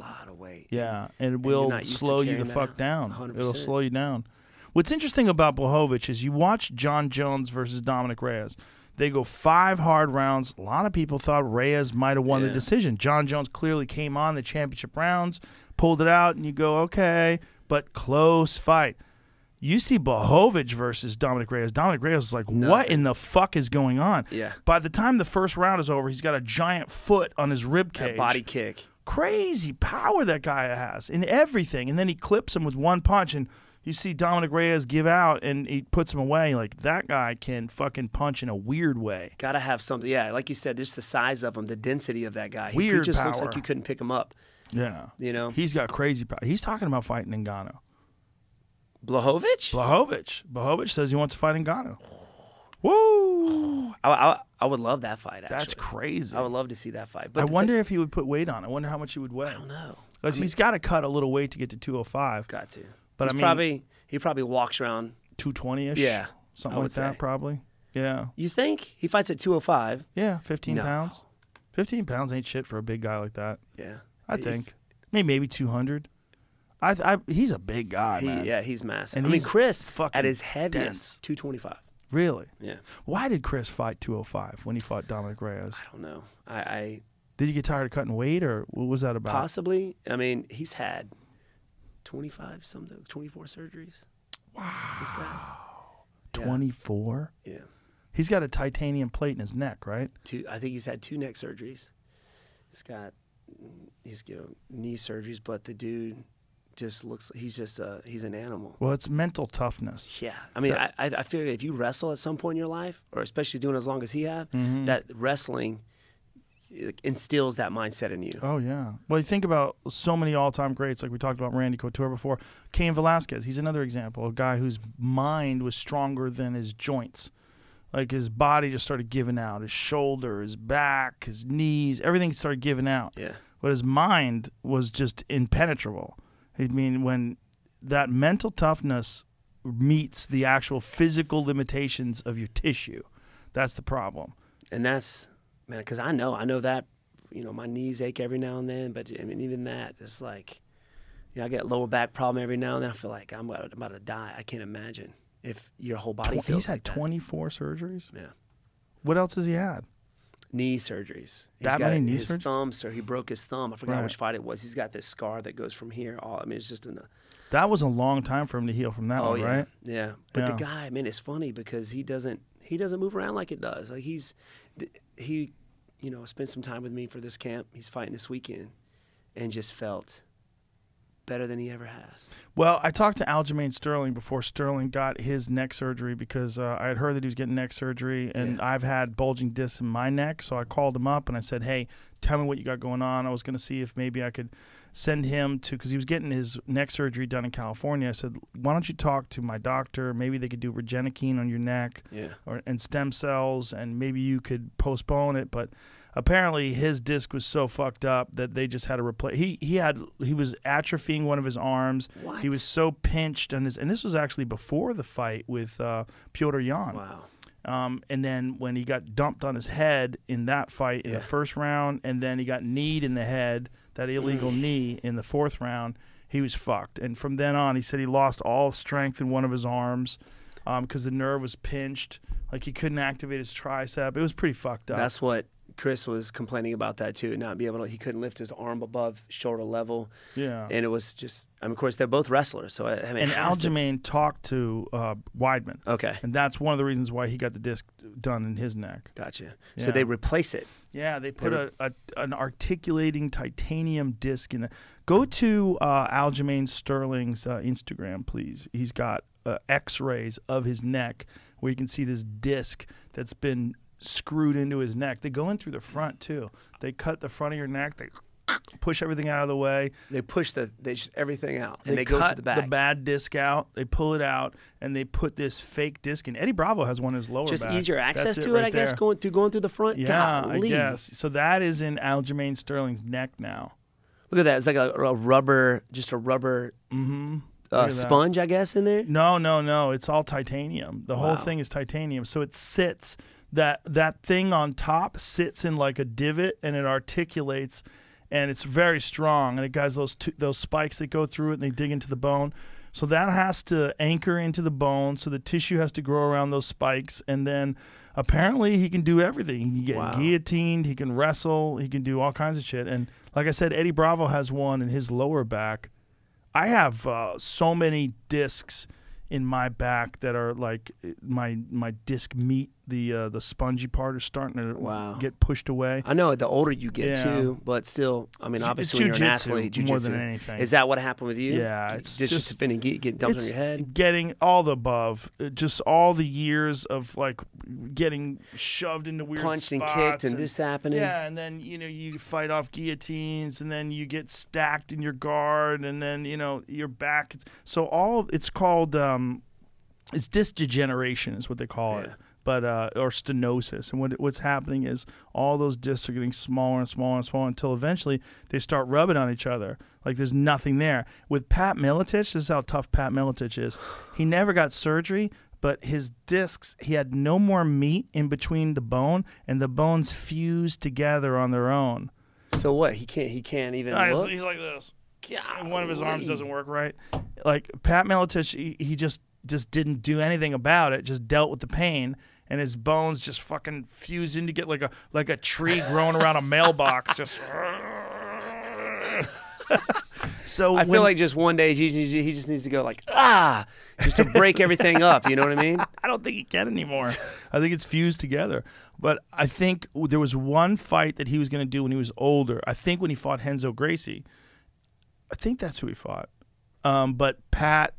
Someone had said that he had neck surgery, and they wanted to make sure that he was still okay to fight after neck surgery. He's like, hey, I never had any fucking neck surgery. Like, I didn't have neck surgery. And so there was a rumor going on. So he had to get a bunch of different MRIs and tests done so that they could determine whether or not he had neck surgery just because his neck was so fucked up. They just assumed that he had surgery. Because I think Boss Rutan had that surgery and he can't. Yo, Boss is messed up bad. Golly. He has one arm that he calls baby arm because his nerves are so shut off that one of his arms had atrophied so small that he has a regular arm for his left, his big ass bicep, and his right arm is like really small where he can't even hold up a gallon of milk. Stop it. Boss Rutan, one of the greatest fucking martial artists of all time. He picks up a bottle, like a jug of milk, and his arm is like. I think it'd still kill you though. He probably still fucks you Still up. just That mess left. you up, bro. His legs are fine. And not even closed hand, just open hand slap you. Open hand. Yeah, because that's how they did it, right? They didn't. The style. Pancrase. It was but he all won the open hand. heavyweight title too. Remember? Yeah. And fought in the UFC, knocked out Tioshi Kosaka. His neck was already fucked up by then, because he had been sparring with Rico Rodriguez back when Rico was in his prime and doing a lot of jiu-jitsu. And he actually fucked his neck up though on Sons of Anarchy, on the TV show. That's how. Yeah. He told me he was doing a stunt scene. And in a stunt scene, you're doing this thing with this fake fight, and he falls on his head, and his neck gets fucking jacked, and then he had to get his discs fused. So he had a bunch of discs fused in his neck, and apparently it impinged upon the nerves, and it became even worse. And he's had multiple surgeries. He had to go and get stem cells. He's gone and got a bunch of different treatments to try to deal with it. And it's getting slowly better and stronger, but over years and years. Like when Boss told me about this, it was 4 or 5 years ago. It's still nowhere near full strength. Golly. Yeah. It's just, they're coming up with new stuff every day. It's just going to before long where you can just replace something. Well, he could have done that, but that wasn't available for him back then. This artificial disc. The first guy that I ever heard of, is that Boss's neck? Look at that. Oh my God. Like actual that's screws. Insane.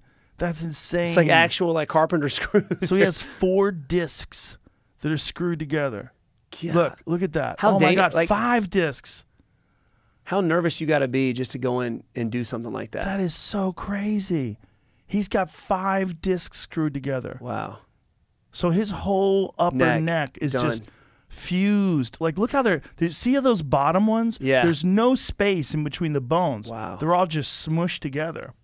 Fucking that's crazy. So that's why when you see like an older man, they start shrinking and they start their back. It's like that. That's what's going on. Like you're losing all the space in your discs.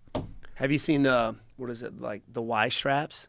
What's a Y strap? So it's like a chiropractic thing where they just take your neck and have you seen that? I don't believe in chiropractors. I think chiropractors incorporate a lot of effective and legitimate physical therapy techniques, but the idea of like cracking your neck and all this is chiropractic. Ready? I just chiropracted my knuckles. Your knuckles. It's nonsense. It just looks like it feels so good though. There it is. That right here. That feels good though when they do that and they pop your neck. Oh, But the way to do it, the real way to do it though, is decompression. Like Yeah, you could just put hanging one of those upside down? chins. No, you could put one of those chin straps on, and it hangs on a door, like the top of a door, yeah. and then you can literally allow your own body weight to decompress Relax. your spine. I used to Yeah. go to I went to a chiropractor, and this motherfucker for a year was telling, because I had a bulging disc, I knew something was wrong. And it was like slowly getting worse and slowly getting worse. And I was still doing jiu-jitsu. And he's like, no, you have like a muscle pull. I'm going to subjugate your C5. And they do this little back thing and twist you. You're good. You're good. And I was not good. It kept getting worse. And this is how the guy told me that I didn't have a bulging disc. He pushed on the top of my head. He's like, does that hurt? I go, no. And he's like, then you don't have a bulging disc. But he's not a doctor. This is the thing. When they say doctor of chiropractic medicine, take a guess at how much time they spend in medical school. 0 seconds. You wanted me to say like 0. 0 seconds. Zero. It's a Not a trick second. question. They didn't even walk in and then leave. They're not a doctor. The doctor of chiropractic medicine. Now, chiropractic medicine was invented by a guy who was a magnetic healer who came up with the idea of chiropractic science through a fucking seance. He was murdered by his son, who was a con man, Stop and it. his son took over the business. What? So the con man took over the in business. the 1800s. Wow. So it's just one of those legacy things. It's been around for a long time. What? Yeah, there's no real evidence that it I'm works. sitting here watching this stuff on YouTube. Man, that feels great. It looks like it feels great. good. It feels good when they pop it. But as far as it being able to heal you from things, no. There's a lot of chiropractors though that are legit physical therapists, and they incorporate a lot of deep tissue massage and a lot of like real physical therapy techniques that do work. But the whole idea of chiropractic medicine when they first invented it was they're going to crack your back and fix blindness, fix leukemia. Yeah. If you go and listen, there's a great article called Chiropractors Are Bullshit. And it's by this, what's that woman's name that wrote that article? She's been on the podcast. I'm sorry, I apologize to her right now. Just my brain is like an overused hard drive. I don't have any space.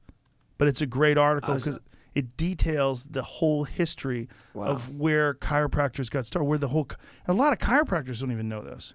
Like a lot of chiropractors, they go to chiropractic school and they think they're going to learn something that's really effective and works. And some of it's the placebo effect. Some of it is just it feels good, just loosening muscles. Like you can break up tissue with your elbow. That's why Rolfing is legit, right? You're breaking up fascia and scar tissue, and it allows people to move better, and it can help them heal. I love Yvette, getting those deep tissue massages. Yvette. Yvette. Yeah. It's coming to you. It's Jean coming to you.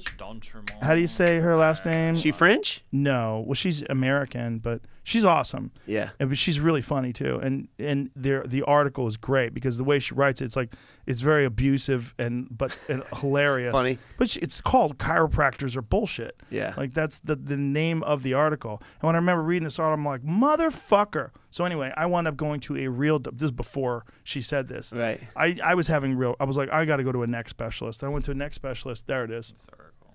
That's the article. Yeah, how do you say that? Yvette Tremont. Yeah, Yvette Tremont. Sorry, Yvette. But she's awesome. But that article is excellent. You shouldn't trust them with your spine or any other parts of your body.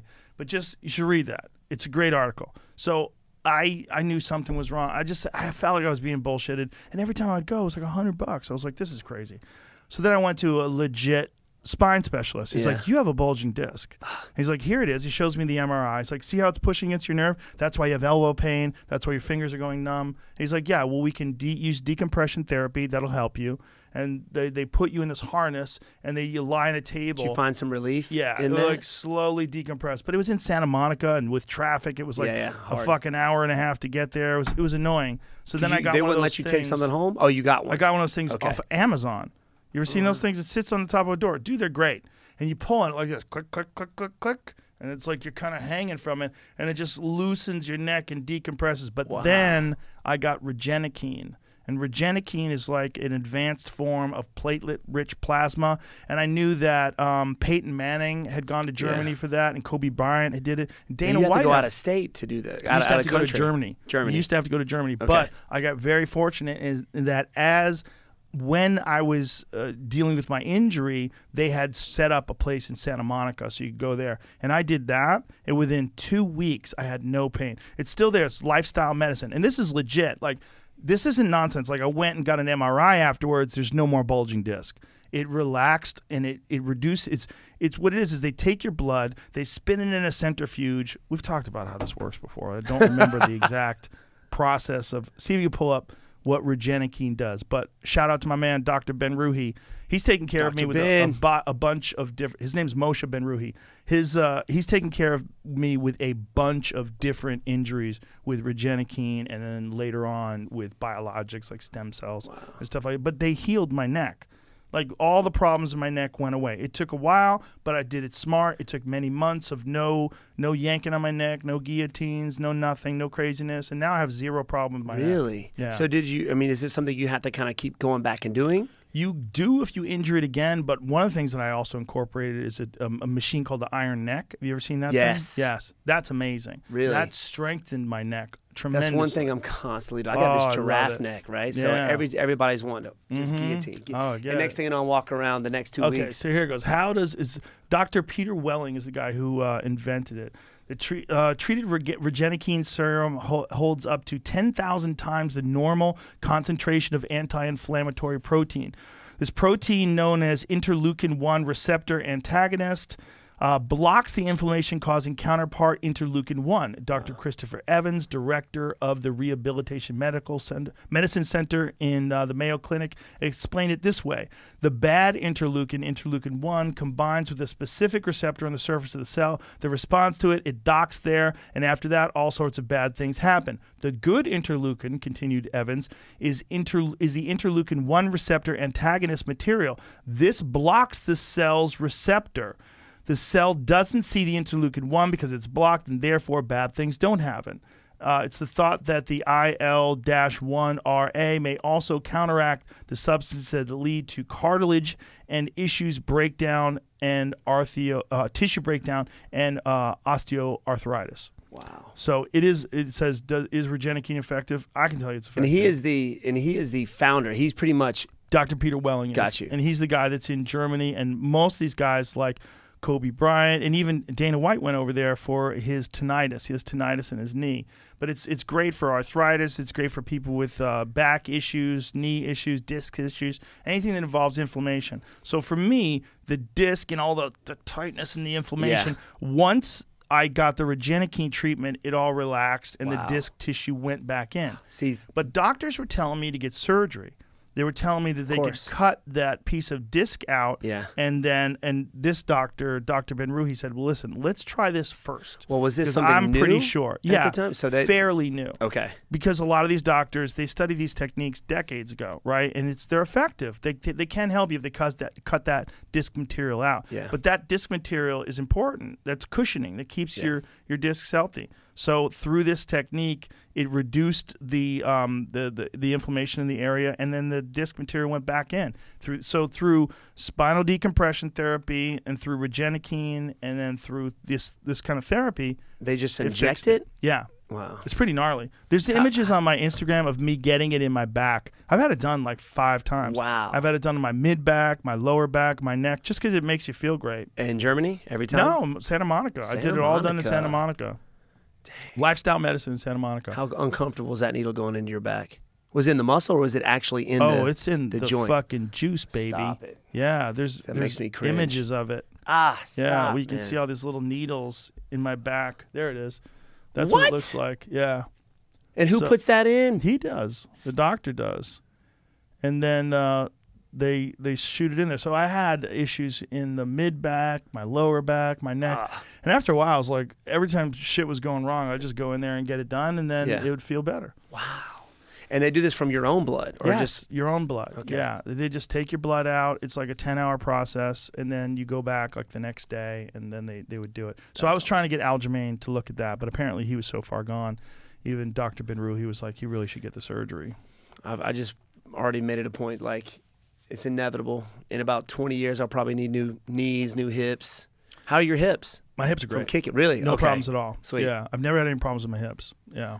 I don't have any problems at all. I know my dad does a little bit, so I don't know if it's something that he had injured years ago or I don't know. Well, one of the things that I've incorporated recently, I don't know if you ever heard of this. I've talked about this guy so much. People are gonna think I'm working with him, but this is knees over, or like in business with him.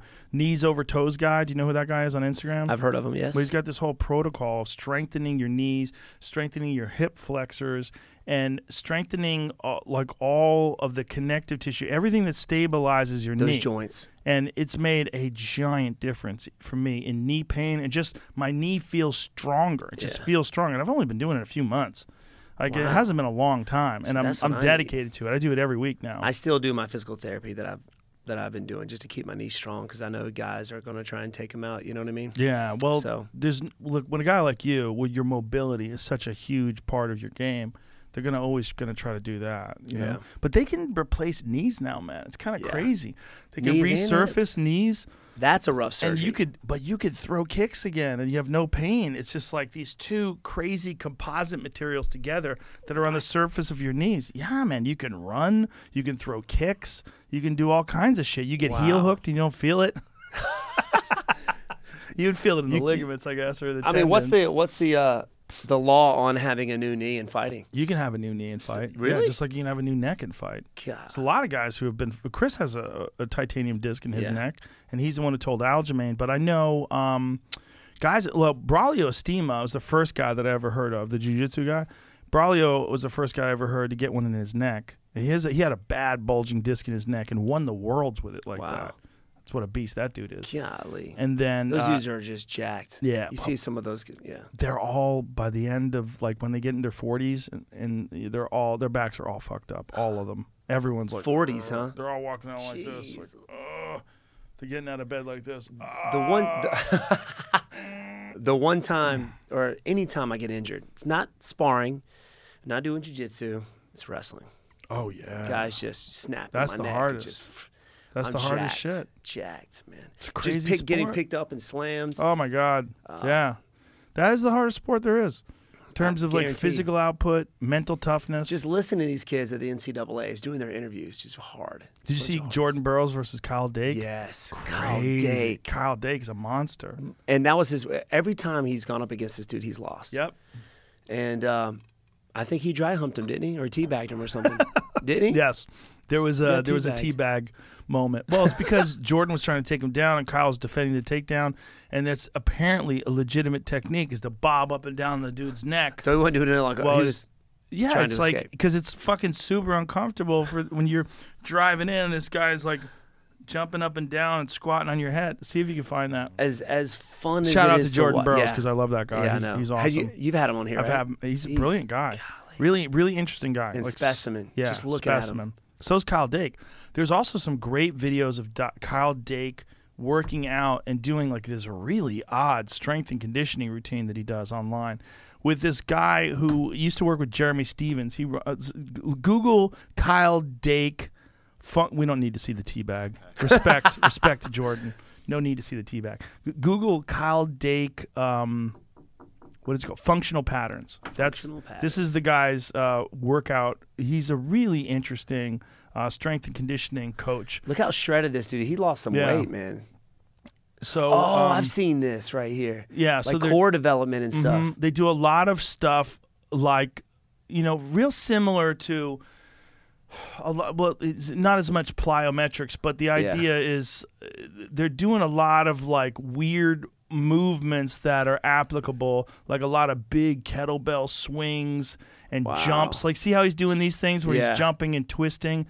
It reminds me a little bit of some of the stuff that Nick Curson is doing and some of these other like really innovative strength and conditioning trainers. Like, look at this shit. Wow. Like really wild stuff, right? Where he's doing these explosive movements off his back with a medicine ball, jumping up in the air and then slamming that medicine ball down. Who is this guy?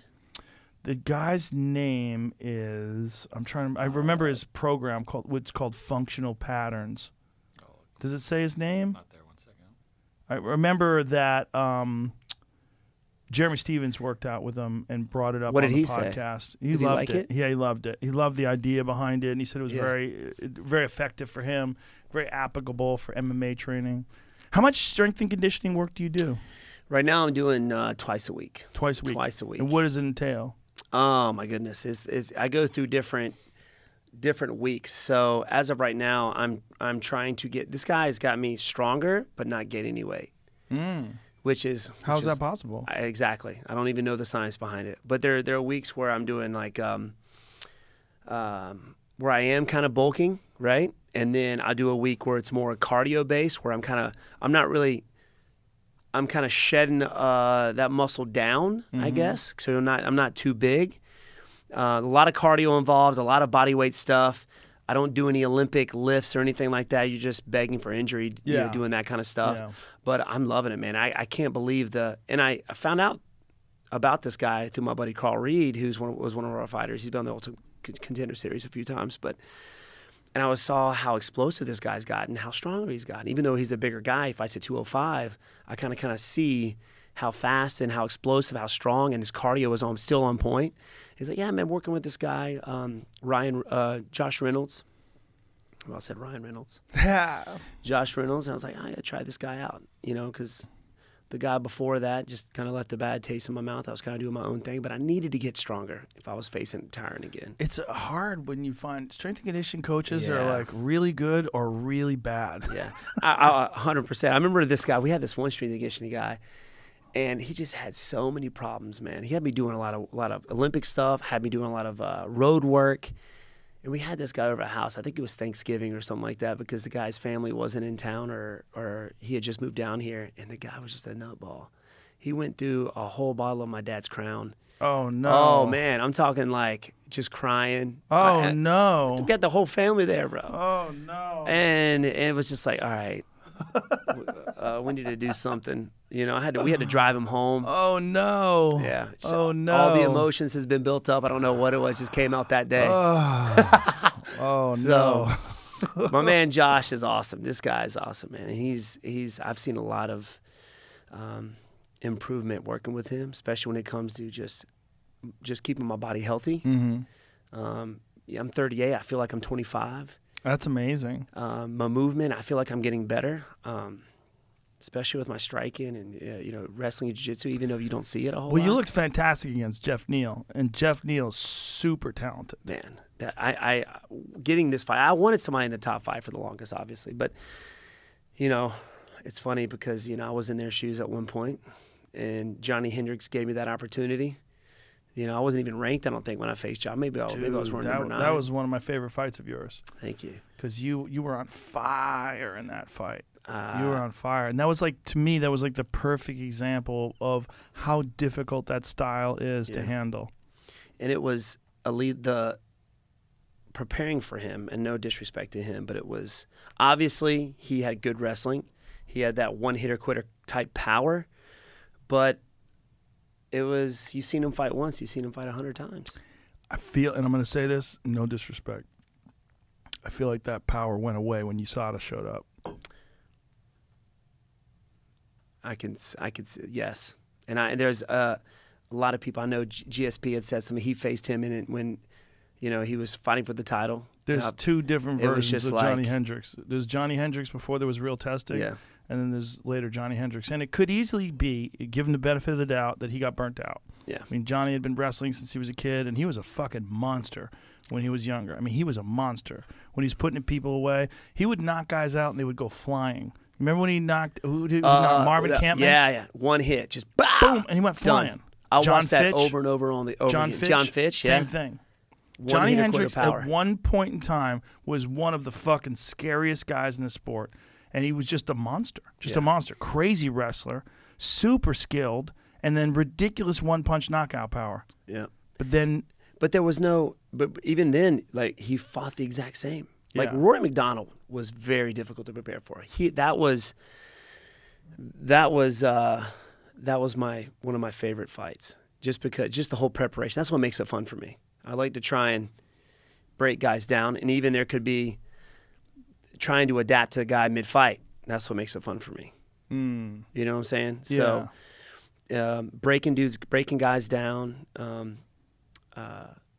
Trying to adapt to if they made any changes mid-fight is fun, but he was difficult because he's good everywhere. Yeah. He's got great striking, good wrestling, and for some reason it was funny because I had a hunch he's going to try for some Imanari roles. Really? Yeah, I had a hunch, man.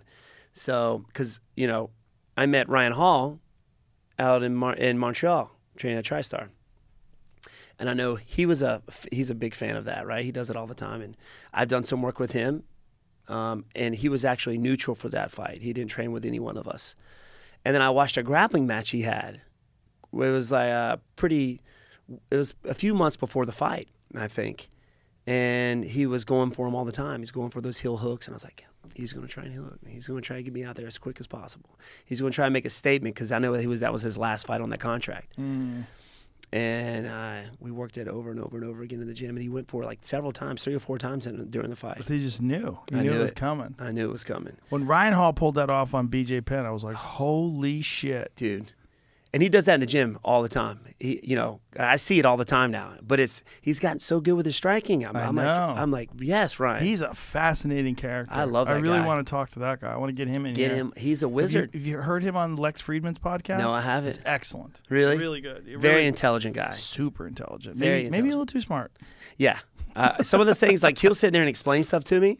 And he's like, right? And I'm like, huh? Yeah, okay. I'll just nod my head like I know. He's one of those guys that's so smart. He blinks a lot when he's talking, like his brain is going like going 1,000 miles an hour, and he's like trying to water it down, like cool it off. He's the perfect example of he looks like a nerd. Yeah, but he's right? an assassin. He will kill. There's something sinister behind those eyes of Ryan's. I'm serious. I've seen him. Yeah. I've seen him in just I'm gonna kill you mode. I remember in Montreal he was doing a seminar while he was there. And some young buck is out there. I don't know if he's just trying to embarrass him or what, but he was going hard. He was trying for that. He was trying to heel hook Ryan hard. I think he was coming from another gym maybe. And I saw Ryan grab him by his head, grab him by his leg, and he had his knees in this guy's face, and he's just driving that knee in. And I couldn't help but laugh. Like this dude, he doesn't look like it. He's the sweetest guy ever, but he has got some sinister stuff behind his eyes. If you're going to compete in MMA, in the UFC, you must have at least a door that you can open to let the devil out. I don't know why. Like my dad, I think it upsets him. That you're so nice? That I'm just like this all the time. I walk out with a smile on my face. Yeah, I'll high-five you. When you were teeing off on Johnny Hendricks, there was some fucking evil in your eyes. Yeah, there was. Yeah, people don't see it, but I see it. Yeah, I'm smiling at you, but it's like the way you're landing combinations. I mean, you have to be vicious to do that. Yeah. There's no other way. It's funny because guys are like, man, you're not as good anymore because you don't knock people out. I'm like, man, who are you? You're fighting the top of the food chain. Yeah, there's levels to this thing. Like, who said that to you? You get people say fans all the time. Oh. These guys on social media. You should have done this. You should have done that. You can't read Come that on, shit. Man. Oh, I know. I do it, but I laugh at it. You know what I'm saying? I'll even comment back, just like, oh, thanks, man. Appreciate you. Thanks a lot. I'll keep that in mind next time. The Jeff Neal fight had to be particularly satisfying, though, because Jeff Neal he's a real destroyer. I mean, the way he knocked out Mike Perry, he's so slick. Yeah. So intelligent in there, like his knowing when to move and when not, like when the opening's there, and his reads, so good. And that's one of the reasons why I liked that fight, and I love the Vicente Luque. These guys are hard to draw out of their. They're hard to draw out. They're so disciplined to their positioning. And for my style, that's my goal. Yeah, I want to draw you out. Right. Draw your counter out so I can counter that. Mm-hmm. Feints, and these guys were on point all the time. And to find those openings in that fight, it was fun I had a great time. I had a blast out there with it. But especially the Vicente fight. Number one, people didn't think I had a chin anymore, because I got knocked out by Anthony. That was the fight after. And I remember getting headbutted in the first round. I couldn't see it on my left eye the whole first and second round. Really? Of that fight. And it was a headbutt. He was coming this way with a hook, and I was moving away. And then we just clashed heads right on the temple. And I couldn't see. I was like, I got hit, and I kind of like went like this. And it looked like he didn't hit me with anything, but it was but his skull, but there were some flurries there. And I couldn't see, man. I was like backing up. I was moving. And I just had to stay calm, man, and try and find my shots. But then it was like I got in that flow state, And sometimes when you're out there, I try and find that flow state every time I step out in the cage or even in sparring. I try and get in the flow state where I'm not thinking, it's more reaction, but it's just things feel right. My reactions are on point. I just got there. It was probably the middle of the second round. I just found my range. I knew exactly when he was going to throw a punch. So, the timing was right. And I had broken my hands in that fight, both of them. Really? Yeah, first round, I think. Really? Both of them? He's got the hardest head.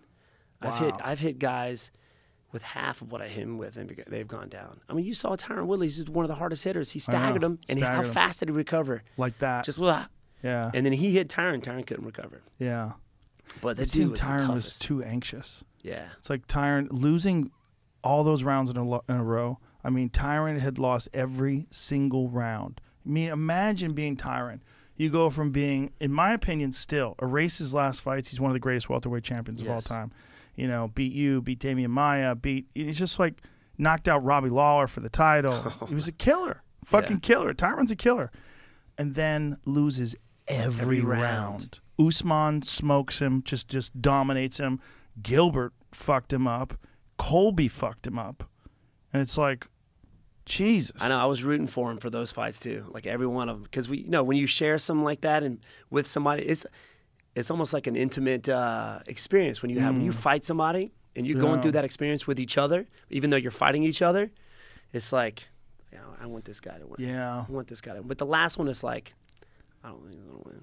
That was the first time at his last 3 or 4 fights. You just felt like... I just felt like it wasn't there. Well, I felt like he had... he brought Antonio McKee into his camp, who was really good at resurrecting guys. Dean Thomas is there, who knows him inside and out, and I know he trained real hard for that fight. And I felt like if the bomb lands, he could still take people out. And he did hurt him at one point in time, but then he just got wild. Yeah, he got wild, and Luque just stayed poised and calm and found his spot. Vicente's got a check left hook like no other. He's got some great hooks. And he was hitting me. I had him hurt, and he was still throwing bombs. Well, he's getting better, too. Yes. That's the thing about Luque. Yeah. And he's so durable, so tough. That's the thing. Like, after that fight, looking at him, I'm like, bro, I hit him with some shots, man, over and over and over again. It was like he had just bumps all on his head. I was like, man, how could you take that and still have a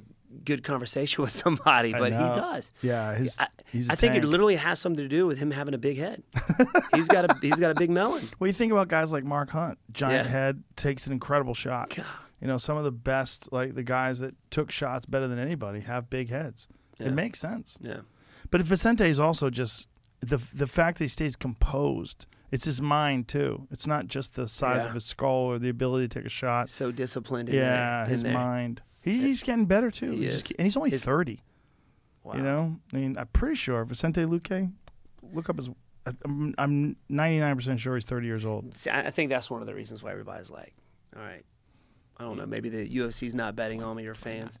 29. He's 29. He's 29. He's not even 30 yet. Not Come even 30. Man. That's crazy. I didn't get in the UFC till I was 28. Wow. Came in late, man. 10 years ago. Isn't that nuts? That's crazy. I remember, who was it? Ariel Helwani called me a vet, and I kind of got low-key pissed because I was thinking he was calling me old. He's like, no, you've just been in the game for a while. Because when I think of a vet, I think of somebody that's just old. You know what I mean? Is that what you think? I think it's just like an old guy. Well, I call Kamaru Usman a vet. Yeah, I know. I mean, for sure in the Gilbert Burns fight, that was veteran shit. When he just weathered that storm of that first round, and then by the end of the first round was winning. Yeah. And then fucked him up in the second. And his striking's getting better, man. Oh, my God, much better. Striking's getting better. That fight this weekend is very interesting, though. I watched the first fight again the other day. Yeah. And I'm going to tell you something, man. Masvidal was all over him in that first round. And that was last minute, correct? Mm-hmm. 6 days' notice. He stuffed, 11 of his takedowns, which is unheard of with Usman. Yeah, but more importantly, was not in condition. No. Was not prepared for a fight like that. Yeah. They offered it to him. He took it. He went there 6 days' notice. And that first round, he looked very good. He only won that one round. Yeah. That's what's important in the fight because Usman made adjustments. Another thing that's important to note is that Usman apparently had shattered his nose 2 weeks before that fight. Wow. Yeah, so his nose was fucked. Because after the fight, you know, they had him checked out. He had a broken nose, and he was like, my nose is already broken. Like, his nose was fucked up 2 weeks before the fight. Golly. Yeah. The thing about Usman, man, is that he some people say he's boring, boring fighter. I think he's great. I think he's a great. Wasn't boring in that Gilbert Burns fight. Oh, no, he wasn't. I think he's great, man. He presses the fight. He's got cardio for days. And a guy that has that kind of physique, I know, he shouldn't have that kind of cardio. And I think he's great. I think he's got charisma, man. His striking's getting better. He freaking knocked out Colby Covington, TKO'd, and broke his jaw. And he beat Burns with a jab. Anybody who says he's boring is an idiot. You get poked in the eye. Just poke yourself in the eye. I mean, you got to be an idiot to think that guy's boring. That's crazy. Look, he did what he had to do to win the Masvidal fight. Right. But if you take into consideration the fact that he had a broken nose going into the fight, and you take into consideration the fact that Masvidal is, you fought him. He's game. Good. He's game. And he's clever, and he's experienced, and he's a real vet. Yeah. Masvidal's a real vet. That's somebody who you cannot break this guy's will in a fight. No. I've seen it. I've broken guys' wills in there in a fight. When a guy like that, who comes out just as hard in the last round as he does in the first, and still has got power and still is just a savage, just want to rip your head off. That's a scary dude. Or you hit him and he smiles at you. Yeah. And normally when guys do that, they're hurt. Right. But this guy, he's just a G, man. He's slick. And I like him because he is who he is. He is he's who he is. He's not faking nobody. He's not trying to be somebody he's not. I love when he dresses like Tony Montana. He's got the whole suit, the get up. When I talked to him here, one of my favorite moments on the podcast with him here was when I asked him, I said, the question is, can Ben Askren get a hold of you? He goes, he can get a hold of these nuts. Dude, that guy, boy.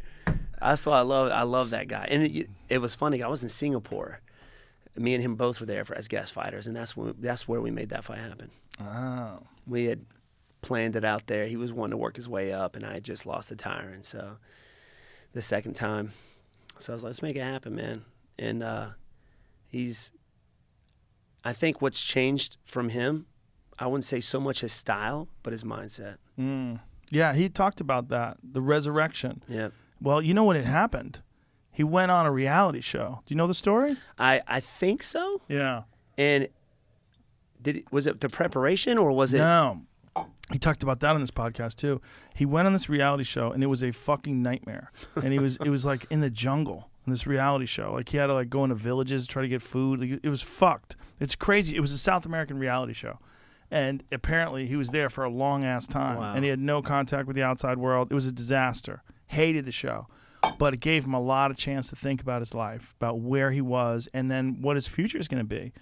And realized that maybe some things had been holding him back. Yeah. And one thing that had been holding him back was he was trying not to lose versus trying to win.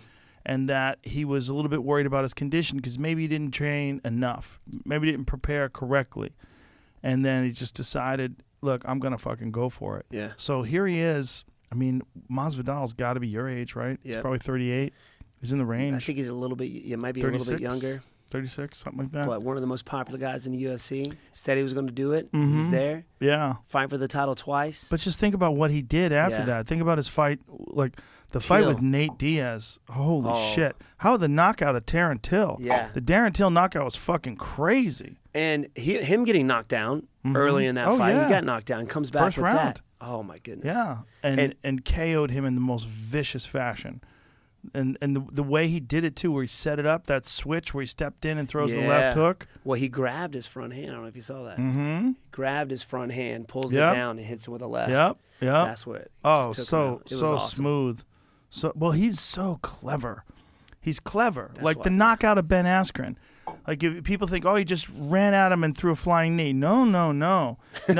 He went to the side. Yeah. And then he came at him. Angle change, man, and he went at him. Also, so Askren has to follow him, which even more activates Askren's natural desire to grab you. Yeah. Right? He showed him planning for it. He went knew to he the was gonna do side that. where Askren shoots. Yeah. He went to the side.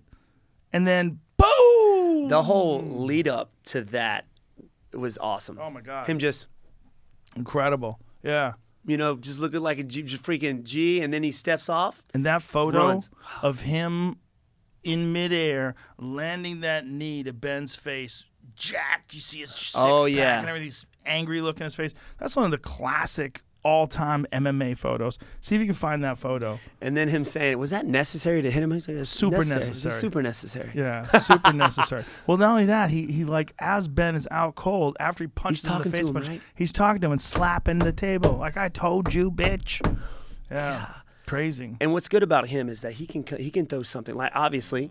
There it is. Wow. That one in the middle is the one I'm talking about. The one up, yeah. Look at that. That is a fucking classic The MMA stiffening photo. up of In the Ben Askren. middle of the fucking impact. Look at his face. He's so Wow. angry. I was there. Bam! I was there too. I was there in case. And you know what? After that fight, I went up and congratulated him. He was like, man. He's like, thank you, bro. I was like, we need to make this fight happen. We need to do it again. That was crazy Yeah. shit. He became a superstar that Yeah, night. that's right. Been at the two knockouts, crazy knockouts back to back. Yep. And And- now he has another chance at Yeah. Usman with a full camp. And I think Super interested. on paper, it's like, all right, how do you choose against somebody who's been so dominant in the welterweight division against Usman? But then you get this guy out there who can just, out of nowhere, just do out of a thought in his head, hit you with a spin something or a flying knee, or he's so creative and I'm he's interested. intelligent. I would never count Usman out. I think Usman is one of the Yeah. mentally, he's one of the strongest guys that I've ever seen compete. His mind, you never see a weakness from him. You know, he's so strong. And when he dominated Tyron like that to win the belt, this is his first shot at the title. No nerves at all, just full dominance. Just went at him, just controlled him, smashed him, just beat him up. Almost tried to take him out at one point in time and emptied the gas tank and realized, like, Jesus, Tyron's still here. Like, we talked about it on the podcast, too. I'm like, how tired you were? He's like, bro, I was so tired. He didn't show it. He didn't show it. I could see it a little bit, but I was right next to him. You know, I was right there watching it. I feel like, it's like that because I see Chris do that. He tries to break people. That's his goal. He doesn't want to beat you. He just wants to Wrestler's break mindset. you. Yeah, that's what it is. Cain Velasquez used to always do that to people. I'm Break just them. gonna break you. Yeah. I don't care how tired I get. You're gonna get tired first. And that's why, like when I spar with him, that's what he tries to do. He tries to break you. I'm not the first time we sparred, I'm coming in one set. He's looking at me as this 170-pound guy. He tells me this story all the time. You need to have this guy. He's such a real funny guy, Chris. And I think Roy McDonald was up there and was low kicking Roy. He would send his sparring partners home. Pack their Really? bags and just send them home. Yeah.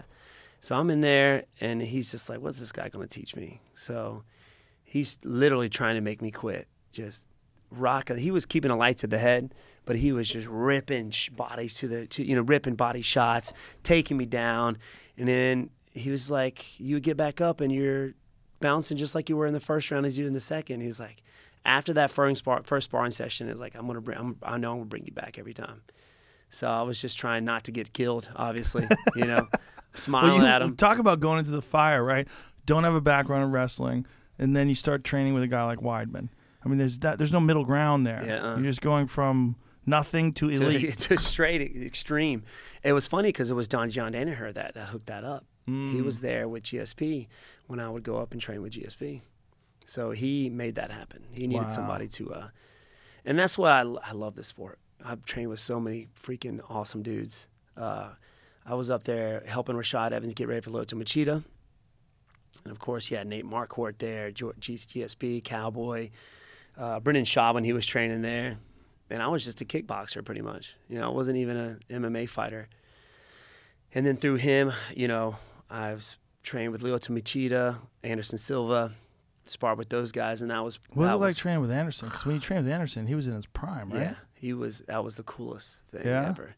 I did a few rounds with him, and he would go from a karate style to a Muay Thai style to just kind of go back and forth. I'm talking about elite, man. Elite. And I'm just like, at all. I was afraid to even close the gap on the guy because next thing you know, he fights like a karate guy, but then he's got you in the tie clinch and you can't get out.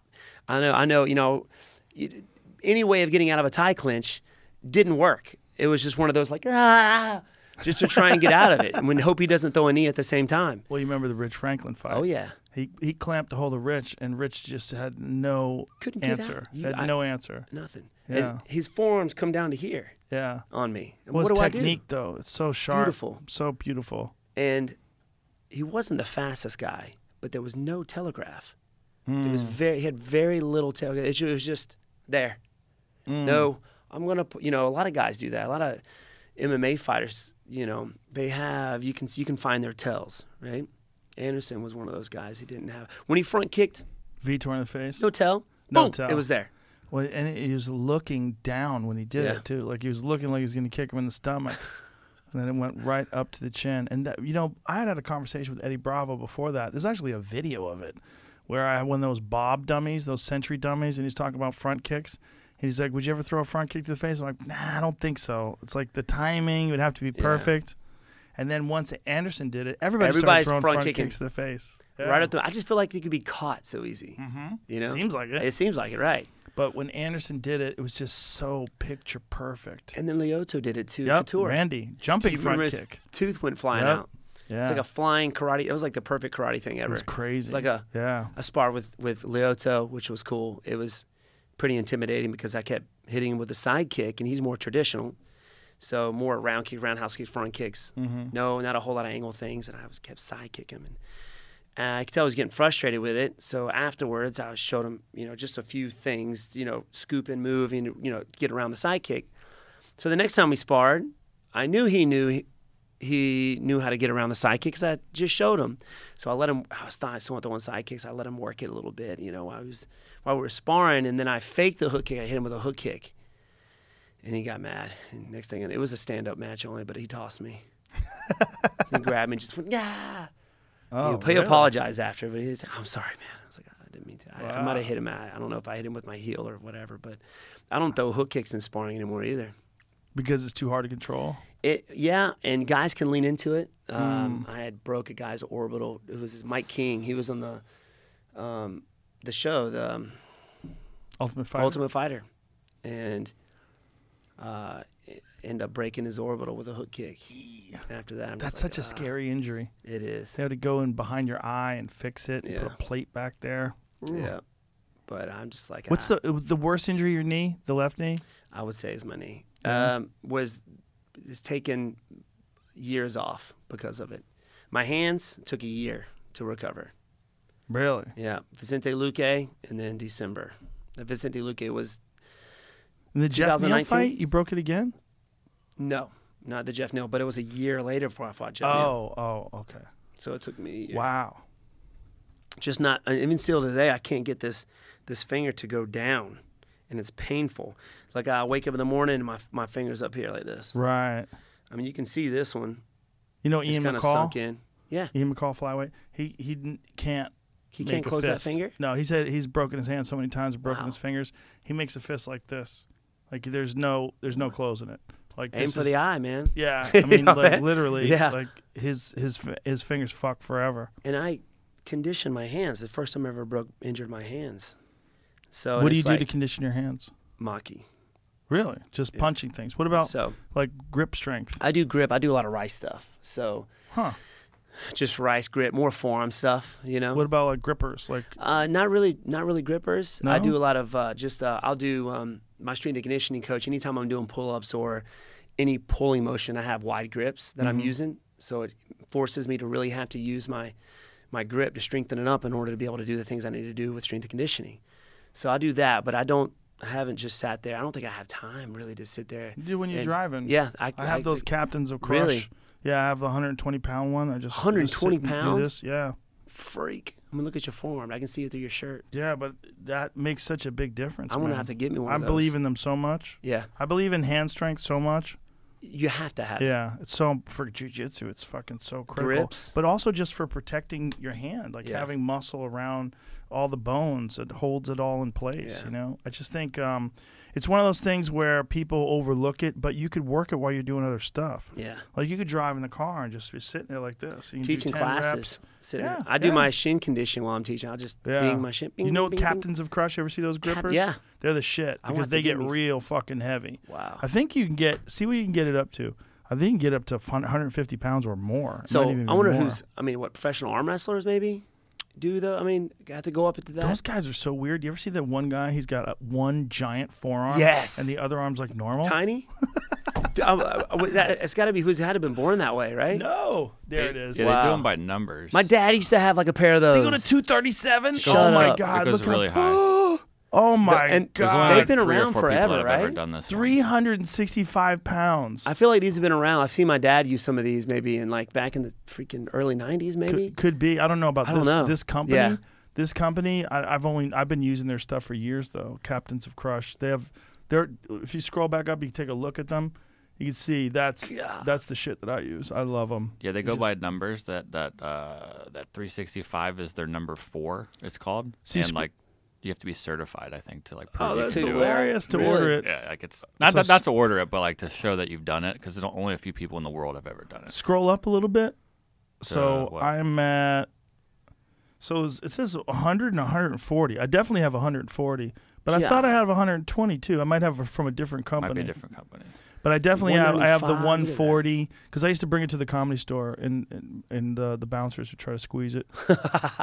So like, haha. I see like I for some reason when I get on stuff, I go down these rabbit holes. And one of these arm wrestling rabbit holes, I was just everything I could get to just watch these guys do it and how they train to do this stuff. And it's all technique. It's a It's lot of it's technique. It's not actually pulling the hand down.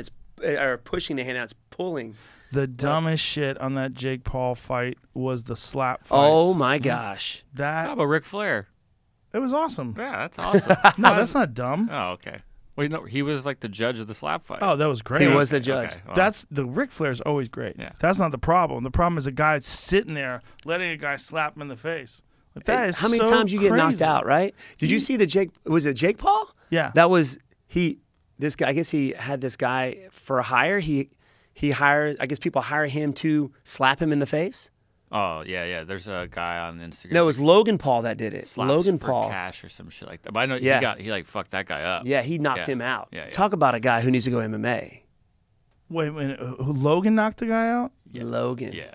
See, this guy lets people slap him in the face for money. Logan was going to enter a slap fighting competition. Right. So this guy put it out there. I'm maybe on Craigslist. I don't know. Slap me for however much money, and Logan slapped him Oh, okay. Looking and knocked this dude out. So that might have been a little set up for that. Might have been fake? Maybe for Oh, the no. video. Maybe for that video. I don't know, maybe, but Well, maybe set up for a video, or maybe they just reenacted it with the video. Like they made a conversation like, this is what we're going to do. Well, so this is the video. Okay. Or this is the picture. I've seen of it. this. Yeah, yeah. I seen saw that? this. Yeah, I saw this. So the guy said it was like set up or something. What is Oh, that? Of course really? it's set Gotcha. up, but you still got KO'd. yeah. No, that was 100% He was legit. done. Let's watch the video because there's no way it was fake. That guy clearly got KO'd. You can hear Oh, it. look at this. Logan Paul, 100% fake. Shut up. Look at that face.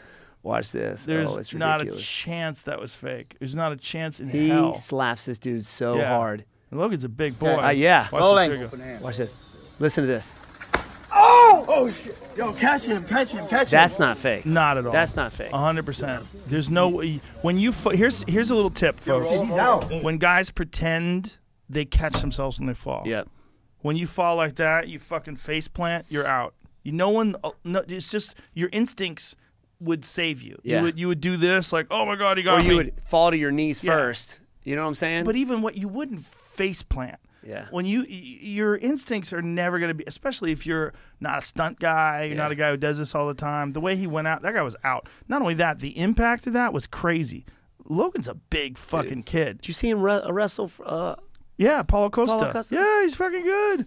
He's a good wrestler. Why box? Yeah. You'd be more entertaining watching doing MMA than boxing. I think it's money. You know, Yeah. there's a lot of money in those crazy matches. But he only boxed KSI, the other guy who's a YouTube star. Like they both were YouTube stars and they boxed each other. Maybe KSI doesn't have a wrestling background. Yeah. But Which Jake apparently is the more talented boxer. that's what I hear. He Looked always talks. like it. He always talks about fighting his brother or something. I don't know on interviews. Yeah.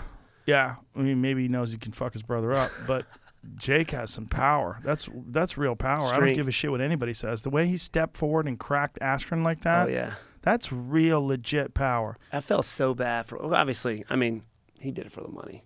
Come on, Ben. I think he knew he was not going to go out there and win this fight. Well, Jake knew it too. You know, Yeah. look, the guy's coming off of hip surgery. He had a hip replacement. Ben Askren did. He looked definitely looked like he wasn't in the best of shape. Yeah. You know, and it was never a striker. It was never his thing. His thing was just like get close to you and grab you. I'm pretty sure he even trained. From what I hear, he didn't train striking before a fight. He just wrestled. That's so crazy. That's what I heard. That's so crazy. Yeah, he didn't even do any kind of striking training. He just wrestled. He just looks so much different physically than he did Yeah. when he was in the Olympics. It's just So much different than when he was in the early stages of his MMA career, when he was fresh and young and healthy.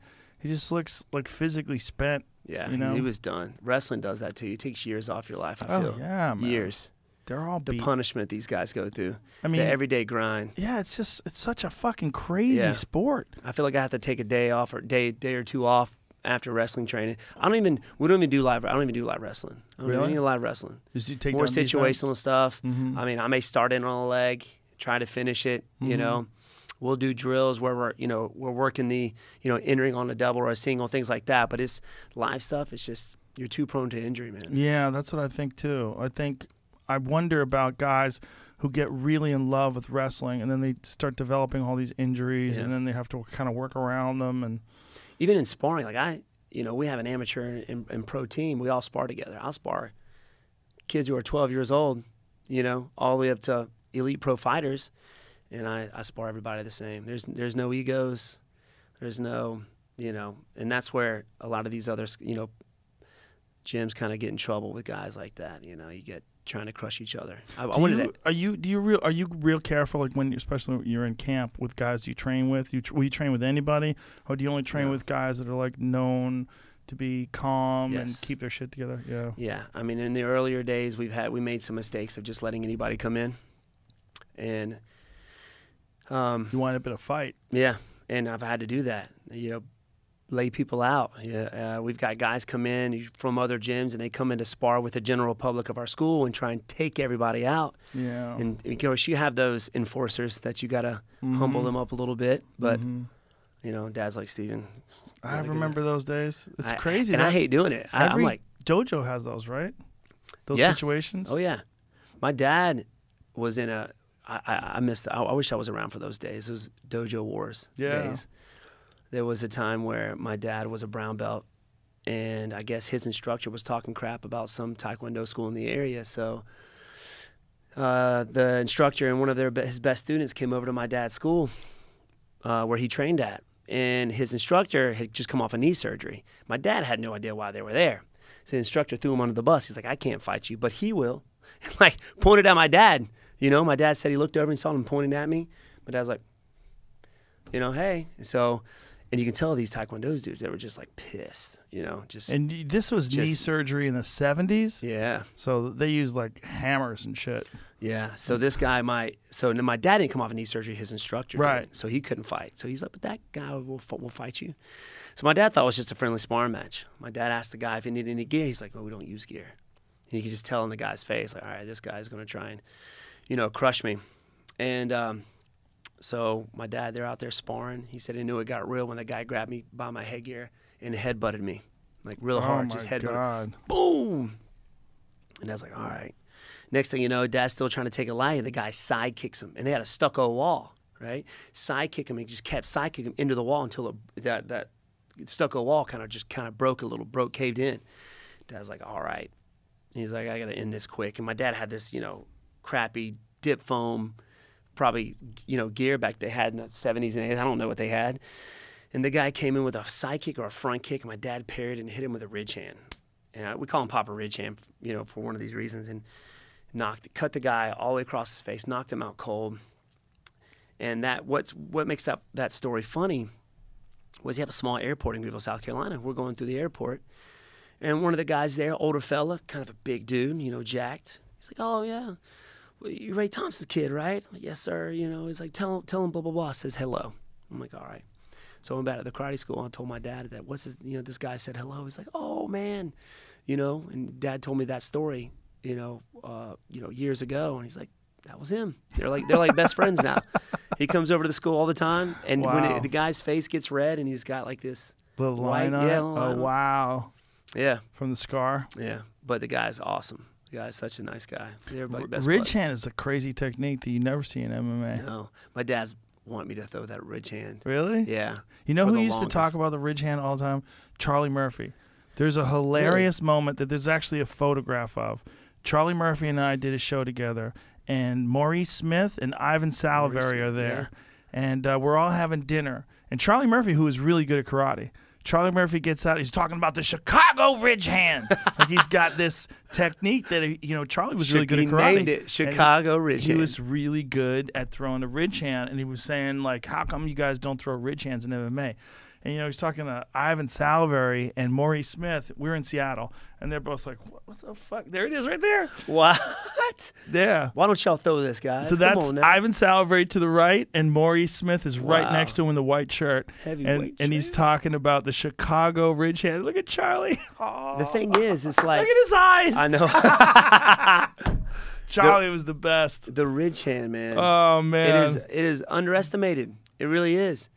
Oh, yeah. Like, it's, I've seen- it's a legit technique. And you don't really. I mean, my dad would hit dudes in the head with it. Okay, he'd condition his hand. If you don't condition your hands, I recommend not doing it. But the neck area, Yeah. you knock dudes out. I mean, coming from up underneath, the guy's trying to shoot, you throw a ridge Well, think hand. about how many guys have been KO'd on the ground by hammer fists, Yeah. right? And then think, like, you can't really, it's hard to do a that. chop. But like this, not that hard. Right. It's You like can throwing do- a hook. And sometimes guys get KO'd with a ridge hand accidentally, right? Because the guy will throw a hook with a straight arm, and he'll catch him with the side of the hand with a Yeah. closed fist and KO him. That happens all the time. I don't see why people don't do. I mean, open hand slaps, like using the palm. Right. Just boom. I feel like when I hit a mitt, I hit harder with an open hand than I do a hook. Well, Bryce Mitchell, Thug Nasty, Yeah. Bryce Mitchell, is a wicked jiu-jitsu guy, awesome fighter. He actually sent me a message recently because I was talking about how good Trevor Whitman's gloves are. Trevor Whitman has that company, Onyx. Uh-huh. They make incredible gloves. His gloves are the shit, and he made a better MMA glove. His MMA gloves are fantastic, and the UFC was doing something to try to work out a deal with Trevor to buy his gloves, but apparently it never came to fruition. Yeah. One of the things that I said, what I love about the glove is that it's curved constantly. So when your hand goes in it, it's curved. It makes you have to kind of keep your fist, so you It's- can't. Right. In the UFC gloves, they kind of make your hand come open. But Bryce was saying, what the problem with that is when you break your hand, he goes, I want to be able to still slap a guy. Yeah. And he goes, if it's constantly curved like that and then slapping is out of the question, like if you can't open it. But I Well, think I guess you could still. Like, you can open it. Yeah, I've had Trevor's gloves on. Gotcha. You can open them, but they naturally want to close your hand. So when you relax your hand, it all makes goes back yeah. to that. When you relax your hand's like this instead of the UFC gloves, which are kind of trying to extend your hand. Yeah, dudes are still going to get poked in the eye with Yeah. that, I think. That's true. Yeah. It's I was just super impressed. I'm super impressed with Bryce Mitchell too, man. That kid is something. He's something. His jiu-jitsu is off the chart, man. Yeah, we got, who was it, Chase Hooper coming in back in again. And that kid's a little wizard, too. Nasty on the ground. He reminds me of Ryan. He reminds me of Ryan Hall. Just looked like Yeah. a little kid. And he's 21. 21 in the UFC. He got kind of bummed out because I was talking about his striking in his last fight.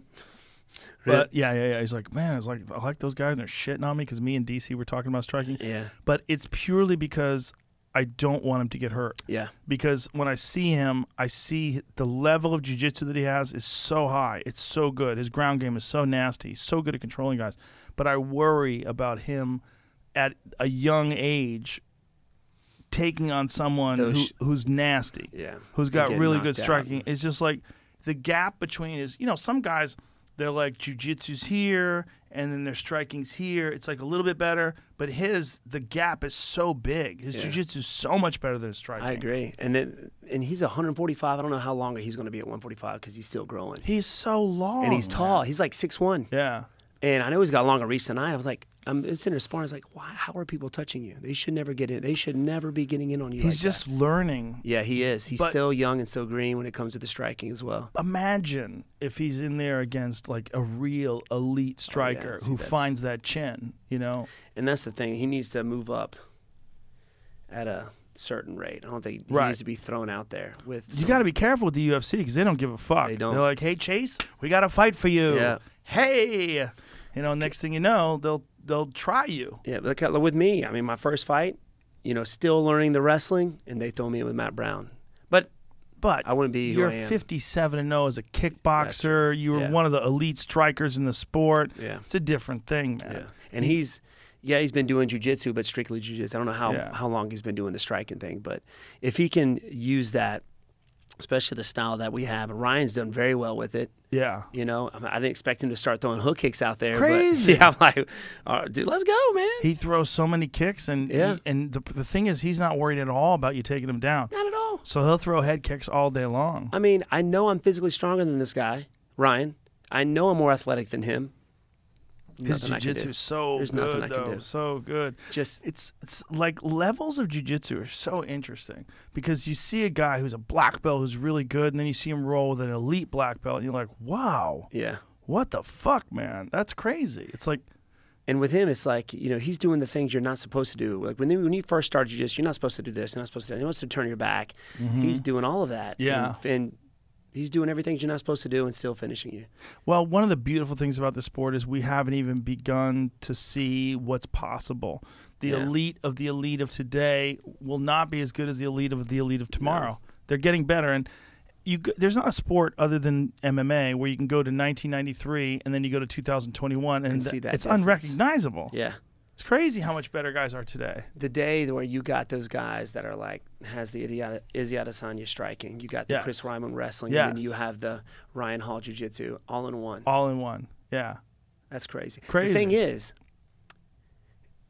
I feel like in order to get to that level, you would have to start maybe have to start getting into maybe fighting for the UFC later on, Yes. like when I did. Because when you're 21, you're still learning, Yeah. right?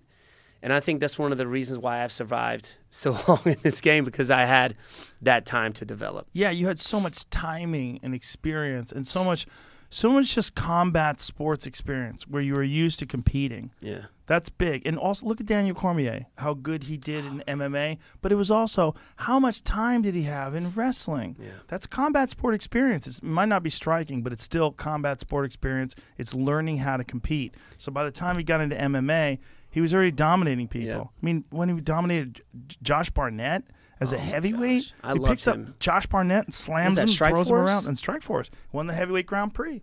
I loved him in that, man. I still love DC. I love that guy. I But love him to death. and that's something that we try and do with our amateur fighters. You know, if they want to fight MMA, we want you to fight a few kickboxing fights first, so you get used to the crowd, you get used to the nerves, Yeah. you get used to, Yeah. you know, you got some gyms that just throw them out there. You know, It's not smart. it's not. You know, it's interesting the People don't difference last. between the way boxing handles contenders versus the way MMA does. Because look, a guy like John Jones who fought Shogun for the title at 22 years old, it turned out John was one of the greatest athletes the sport's ever seen. Mm-hmm. Just turns out. But in boxing, they would have built him up slow before a title shot. Yeah. He would have, you know, unless he's a Mike Tyson who's just smoking everybody in front of him, and then At finally 18. yeah, he gets to Trevor Berbick, and they're like, yeah, he's ready. He's 20. You know, but he was a really unusual case. Right.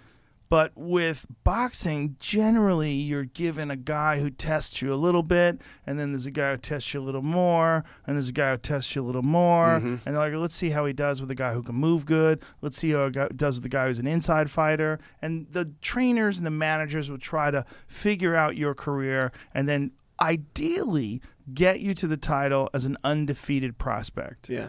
That's what they want. In That's what they MMA, should. you get a late call. You know, man, Sean yeah. Shelby calls you up. Hey, what are you doing tomorrow? Yeah. We need you here, man. Let's Can go. you make 170 tomorrow? I think that like when you're first starting in the UFC, that's how it was like, especially like for me. I feel like the fights they give you, you need to You have take to them. take 'em. You have to take them. And then once you get to the point to where like the Jake Ellenberger and the Hendricks, after that, I was able to kind of make some kind of they gave me 2 or 3 fighters. All right, what do you think about these guys? And I could kind of choose, right? The Jake Ellenberger fight, I always wanted to ask you about this because Jake Ellenberger, leading up to that fight, was talking shit about spinning Yes. techniques. Is that why you hit him with a wheel kick? You know what? I want to say yes. I really want to say yes, but it was one of those things where I was so, you know, when I'm out there, I don't think of anything. You know, it's just reaction. But I do hear my coaches, and I hear my opponent's coaches. So it made it a little bit easier not having an audience. But my last fight, I tune into both. Yeah. That had to be weird, right? Yeah, that was weird. But it was kind of easy at the same time. Like I could, they were saying things. Hey, him up. I could hear it. I could hear what you're saying right there. You know what I'm saying? I could, I know what you're gonna do. All right, I'm ready. Right. It was so weird. But I mean, he didn't fight. I'm tuned in. But my dad said spin. I knew exactly what to do. Wow. He said spin. Oh, you can hear it. Do you think your Spin. dad said it because your dad wanted to get at him for talking 100%. shit about spinning? 100%. Because he was talking shit about He spinning was. techniques. And Karate, fancy- period. Yeah. He was like karate. He just laughed. But Man. you couldn't hit anybody more karate than that. Woo. And more clean. And I hit him with it twice. Yeah. The first one was the neck. I knew he was going to protect that, so I went up a little higher and got him right in the temple. Yeah, that was wild. Yeah, I remember watching and looking at Chris Weidman jumps up. He had CJ, his young son, in his hand, just flailing him around like, yeah, let's go. And that was the weekend where Conor McGregor fought Chad Mendes, I believe. Oh, wow. That was that Saturday. That was like International Fight Week, maybe. Oh, wow. He fought Chad Mendes Was on it? Saturday, and I fought on Sunday. No kidding. Yeah. Yeah, that was one of those weird things. They had a few of those nights where like they had fights on Friday night, fights on Saturday night. And how crazy is this? Usman was on the undercard. Was he? Yeah. Who was he fighting? Do you remember? It was the contender. Not contenders. The Finals of the Ultimate Fighter. Ultimate Fighter. Yeah, I think Vicente Luque was on that, right? Did you? Obviously I don't remember, but Okay. obviously you want to fight for the title. And when you saw Masvidal getting another shot, did that piss you off? No, it just made sense. I mean, the hype the guys got around him is ridiculous, and he took the fight on short notice. So I guess the UFC he owed him a favor. He hasn't fought since. He hasn't. It was like back to back. Yeah. I know a lot of fans were wanting me to fight him because I'm the only guy he hasn't fought in the top 5.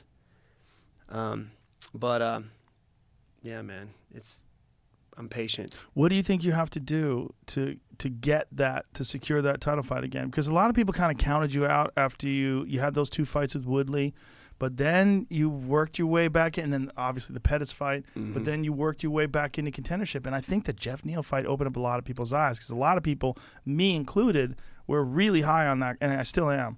And he's got a big fight coming up too, He right? does. Neil Magny. That's right. That's a really good Neil fight. That's a Magny. really good fight. Yeah.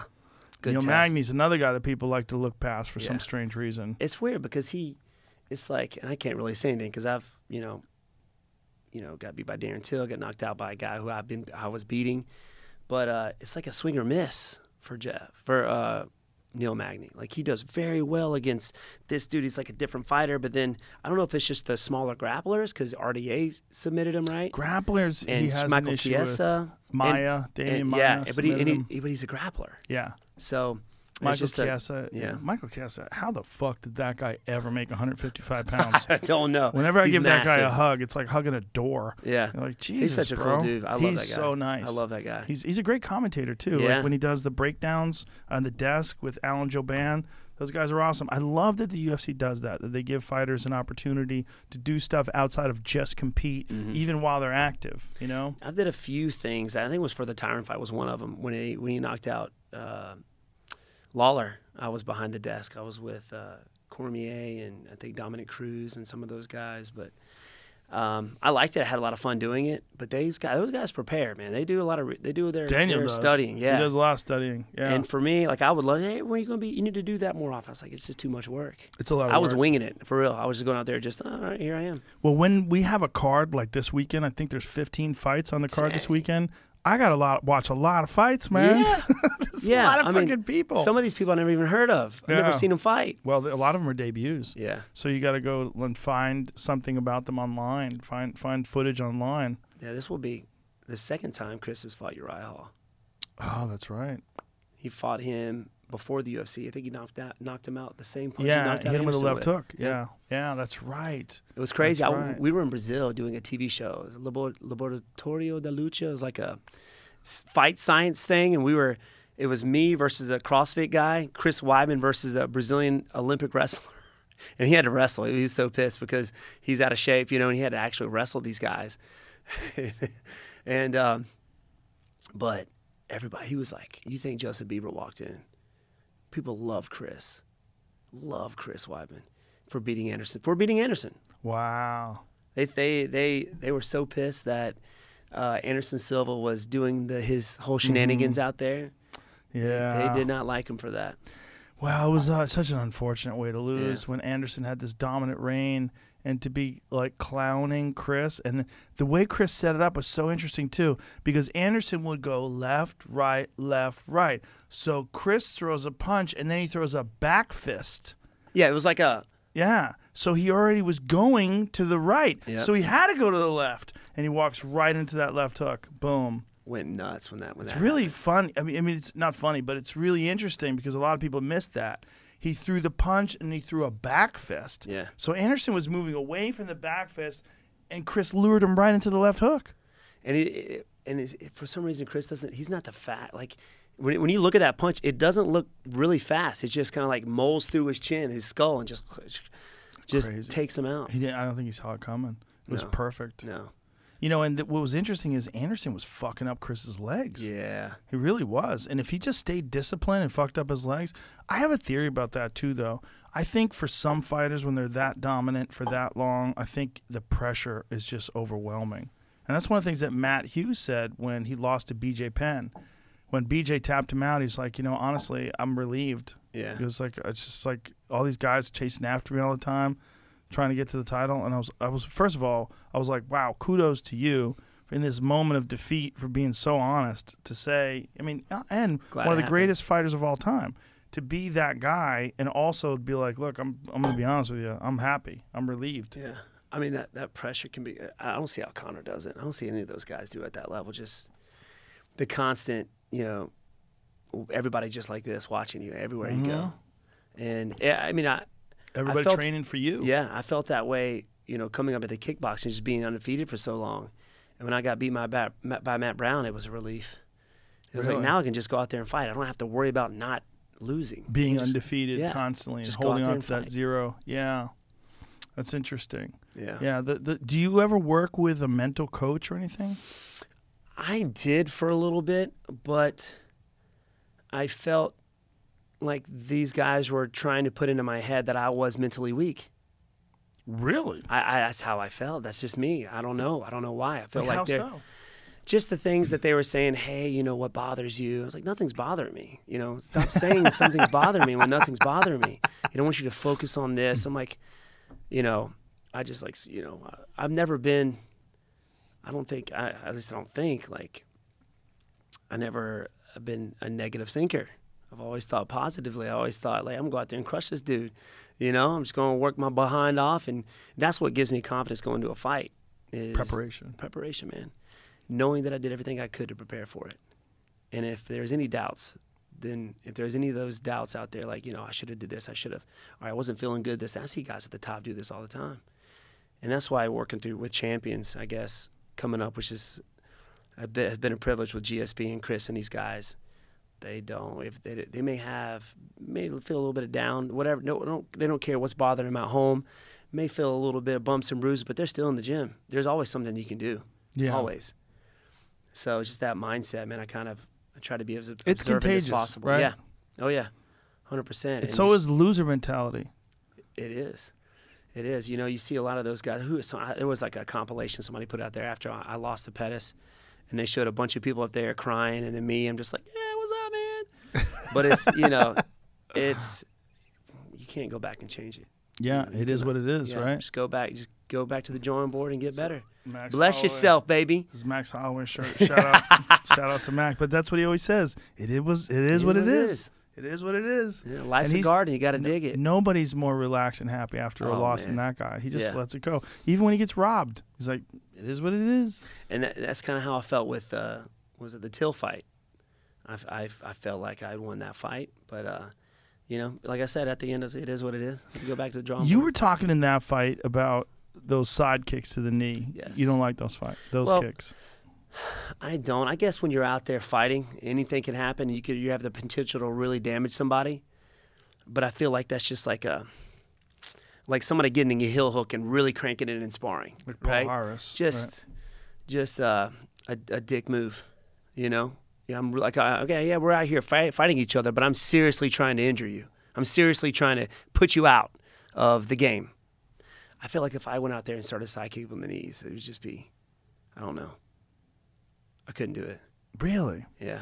Do you remember the first fight with Robert Whitaker and Yoel Romero? Yes. Yoel came out, threw side kicks to the knee, and really fucked up Robert's knees. Mm-hmm. The second fight, Robert came out and fucked up Yoel's His knees. Did it the same way. Yeah. Came out and immediately opened up with those side kicks to the knees. John Jones is notorious for that. Who is he? He's so Both good knees. at that. Yeah. He's so good at that. Dudes and are he's so out long for a too. year. See, that's the thing. Like, Yeah. at the end of the fight, I want you still standing. I want us to go have a beer and be cool. I wish there was something they could do about meniscus. Oh man, Meniscus Yes. and cartilage, because it seems like when that shit blows out, Arthritis it's kicks so in. hard to fix. Yeah. And then it hinders your movements in sparring and training. So it changes the way you prepare, and it changes the way you think about moving and kicking. Mm-hmm. And so it makes you think too how crazy the human body is, because there's not anything out there that could replace that meniscus. Other than resurfacing, Yeah. other than Right. they But there's no take it material, like no rubber out there that could No. replace it. No. So when it's gone, it's gone. It's gone. It's gone. I mean, what they do now is just they just completely remove the cartilage and put this crazy synthetic material. Really? They drill it into your kneecap, and that becomes your new knee surface. What? Yeah, and then you don't feel Is it. it? The guy from the Highland Games, we've talked about him before. Do you remember the gentleman's name? He's a big fucking house of a man who won the Highlands Games and got his knee replaced. Who told me about it? Kelly Starlett told me about it. I like your shirt, by the way. Thank you. You're welcome. Matt Vincent. That's it, Matt Vincent. See if you can find his Instagram. There's a video of him moving post-surgery, doing like these, Highland Games. It's Yeah. all the crazy shit where they throw fucking cannonballs and stuff.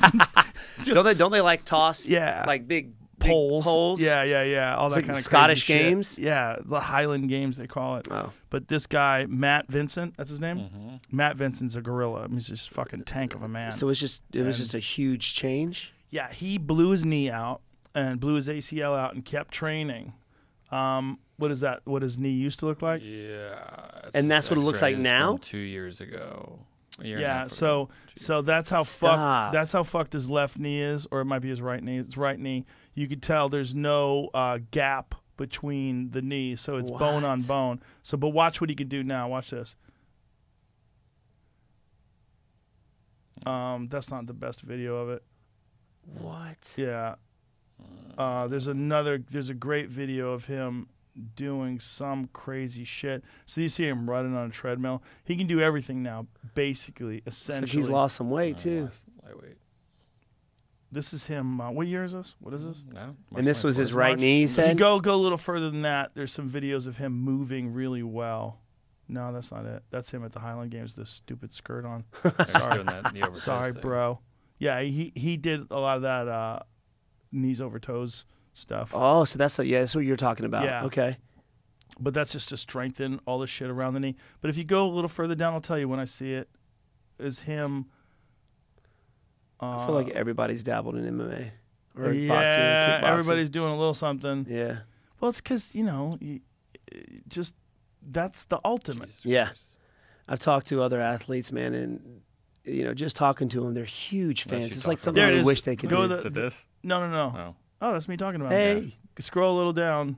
Yeah, I've talked about him several times. That right there. That one in the middle. You can see him moving really well. I mean, this is That's a big boy, man.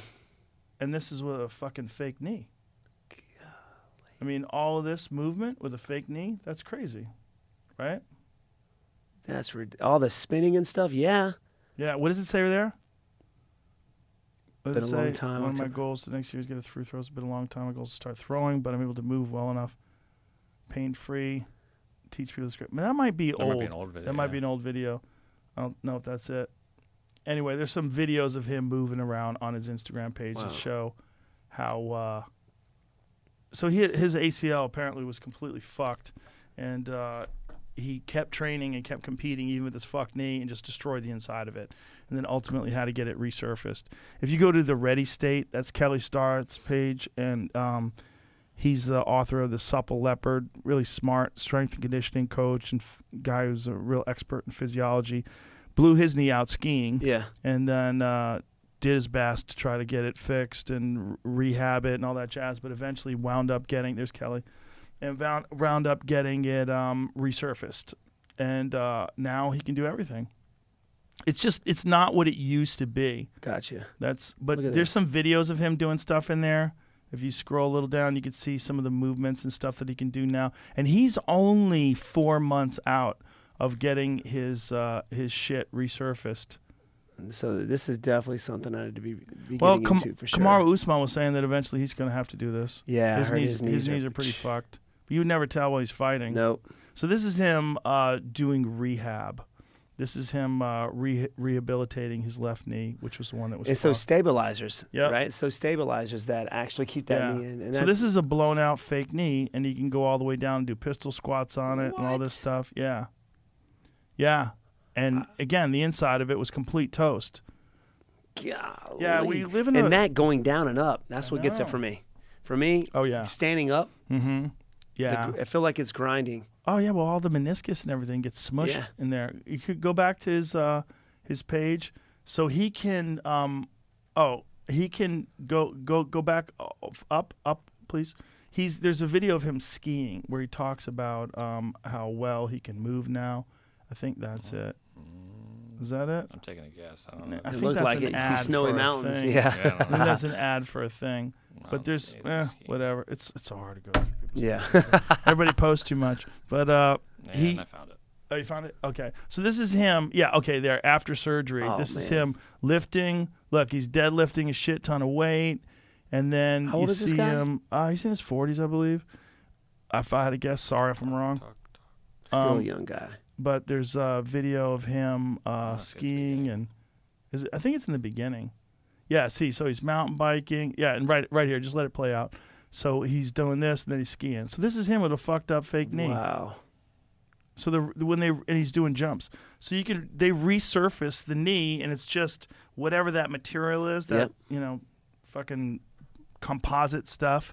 It fuses itself to the top of the knee, so it requires, just like Aljamain's neck, your bones have to sort of take to it and Yeah. fuse it in, and then there's no meniscus anymore. So is that like a swing or miss if your body takes to it or not? Kind of like question. a cadaver. It's a good question. Yeah. I don't think so. Okay.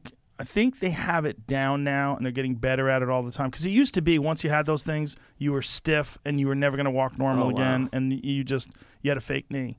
And now the way they have it, you could actually compete in athletics. What? Yeah, it's getting interesting. I definitely something I need to be looking into for sure because How long do you know. think you're going to fight? I will do it as long as my body will let me. I mean, I haven't taken a ton of damage, coming up in the even in kickboxing or been knocked out once, been knocked down a few times though, but that was Tyron. Tyrant throws missiles. He had it perfectly timed too, that freaking left hand. And what was crazy, he hit me with like 2 in a row. Thank goodness I was blessed with a hard skull because I got back up. And then I was in that guillotine. Mm-hmm. And learned to breathe out my butthole. It's an ancient Chinese secret. So you just have a thought in your head, just as long as I can do it. Yeah. I mean, or if my pop says I'm done. Yeah. As a fighter, I want to be able to compete. I do it for the fun of it. Money's just a bonus. I've been fighting since I was 15 years old, and I just love to compete. So what's next for you right now? Burns, That's right. When is that? July 10th. Interesting. And they just announced that, right? Yeah. I've got 12 That's a big weeks. fight. Yeah. That's a big fight. Yeah. I'm excited. And Gilbert, this would be his first fight coming off of Usman. Yeah, and he's going to be on point. He's going to want to prove a point. So I know I'm going to be getting the best Burns. And I wouldn't have it any other way. I'm sure you wouldn't. He's another guy that I'm like, how the fuck did you ever make 155 pounds? Yeah, he's not that tall, but he's thick, boy. His neck is He's as wide thick. as my I shoulders. know. He's got that Mike Tyson neck, Yeah. that 25-inch It's a tank. around neck, man. I feel like in that fight with Usman, he just like had an adrenaline dump, and I think there was moments where he had so much success that I think maybe just got a little excited. Earlier on, it looked like he had rocked him. He did rock him. He He did. dropped So he him. did. Yeah. Okay. He put his hands on them. I remember Yeah, that. he dropped him. And then that's what was cool. That's what that experience and being the champ. Like he stayed composed. Usman's that. mind is Fort Knox. I love it. You ain't getting in there. I love it. I mean, he may lose someday. He's lost before. He lost his pro debut. Really? Yeah, he got strangled. What? Yeah. Who did he fight? Do you remember? I do not know. Okay. Go to Kamaru Usman's Wikipedia. I wonder if he wrestled himself into a submission. Sometimes wrestlers do that. He got caught in get a the rear head naked. down. Some guy put him in a rear Took his naked. back. And he really didn't understand jiu-jitsu back then. And got tapped. Oh, second fight. I'm sorry. Okay. Jose Caceres. just Submission sounds rear like a naked jiu-jitsu choke guy. in CFA 11. Yeah, Jose Caceres. Yeah. That's about as Jose, right? That's Yeah, about yeah. as Brazilian sounding a name as possible. That's the only loss in his entire Wow. career. Golly, And that's then you crazy. scroll all the way up. Look at it's that. all just dominance. You know? Pretty fucking I would love. interesting. Yeah. So Masvidal and then Gilbert, but I think the Colby Covington fight was probably the most satisfying for him. Yeah, I think so too. You I know? think it was most satisfying for a lot of people. Not for Colby. No. Yeah. I mean, I hear Colby's a really nice guy. He is a nice guy. I hear he's great. I've hung out with him at the Comedy Store. I've never met him before. Do you know the in story? person. No. The story's interesting. This is what happened. They had him scheduled to be cut, and he was about to fight Damian Maia. And they told him, listen, your style sucks. We don't like, I don't know who said it to him. Yeah. I don't know what the words were, but essentially what he said to me is they told me you're boring, and we're going to cut you even if you win. And he's like, fuck. And so, because he was a wrestler, and he was, had kind of a safety first style, and he Yeah. was really good at grinding and incredible gas tank, and never did any of this shit before, right? His whole fight before that was just like, I'm going to fight my best, I'm going to train hard, I'm going to do my best. And then he is in Brazil with Damian Maia, and he starts talking mad shit. And he starts, fuck you, you fucking filthy animals. I just beat your best guy. And everybody's like, what? Rah! They're going crazy. And he talks mad shit. He beats Damian Maia. And then the next thing you know, the UFC's like, okay, what's next? Wow. And then, he's like, okay, I got a character now. And then Wow. he starts wearing the fucking MAGA hat. Yeah. And he brings girls around for all these photo shoots. And he's out there. Meanwhile, the guy drinks nothing but water. Yeah. Trains like a fucking animal. I mean, he doesn't party at all. I mean, that guy is super dedicated. He's good friends with my friend Cam Haynes, who's a insane ultramarathon runner / bow hunter, like one of the most disciplined guys I've ever met. And he trains with Colby. Like Colby trains with this fucking animal and does these runs with them and mountain runs. He says the kid is in incredible shape. Wow. He's like, he's super dedicated. And he eats clean, 24/7, 365. Really? Fully dedicated, no partying. I mean, all he cares about is fighting and Yeah. winning. That's all he cares about. I've doesn't I've never heard this story. Yeah. I had no idea. That story, his character was because of desperation. He created that character. When you Good talk for to him him. in real life, he's not like that at all. Yeah. He's a wrestling heel. Like, he really is like Ric Flair or like some wrestling guy. But What happened meanwhile, with that everybody little- goes crazy. With that situation, he almost got in a fight with somebody outside of one of the hotels. It was Verdum. I guess because he called them filthy animals, right? Yes. Yeah, okay. Well, Verdum. okay, that- Verdum's a proud Brazilian. Yeah. You Yeah. Can't Brazil's be doing that. filled with very proud people. 100%. They love Brazil. And they don't like you disrespecting Brazil. And Yeah. look, he fucked up. I was wondering. I was like, But didn't he hit him in the head with a boomerang or yeah, some he shit? threw a boomerang at him. And then who was it? Somebody wore a boomerang shirt. I think it was Usman. Oh, I think that's Usman wore a hilarious. boomerang shirt. I Yeah. guess in one of the press conferences. Listen, Fabricio Verdum's an enormous man. He's huge. He's also the first guy to ever beat Fedor. So just I remember that. stay the fuck Strike away Force, from right? him. Yeah. Yeah. Caught him in a triangle. Golly. Yeah. What is Fedor doing nowadays? Still fighting, unfortunately. What? Yeah. In Russia? No, in Bellator. Yeah, Ryan. still fights in Bellator? Ryan Bader KO'd him in the first round. Ryan Bader caught him with a left hook in the first round.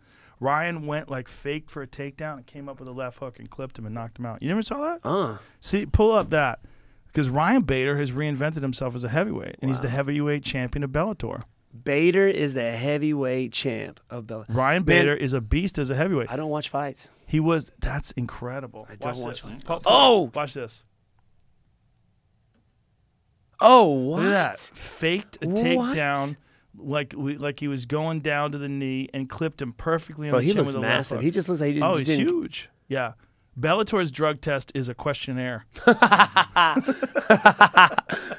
Agreed. Look at this dude's neck, man. Yeah, no, he's a tank. It's the thing, man. Like, Well, it's also he doesn't have to cut any weight. yeah, man. he just, like, doesn't. This is like it's just his so much better walk for him. around weight, you know. But he lost the light heavyweight title. He had the light heavyweight title of Bellator as well. And he was he- a 2-division champ. He fought who took it? Nemkov. Yeah, okay. Nemkov's a beast. Nemkov just beat Phil Davis too. I feel like if you have a name like that, like Nemkov's legit.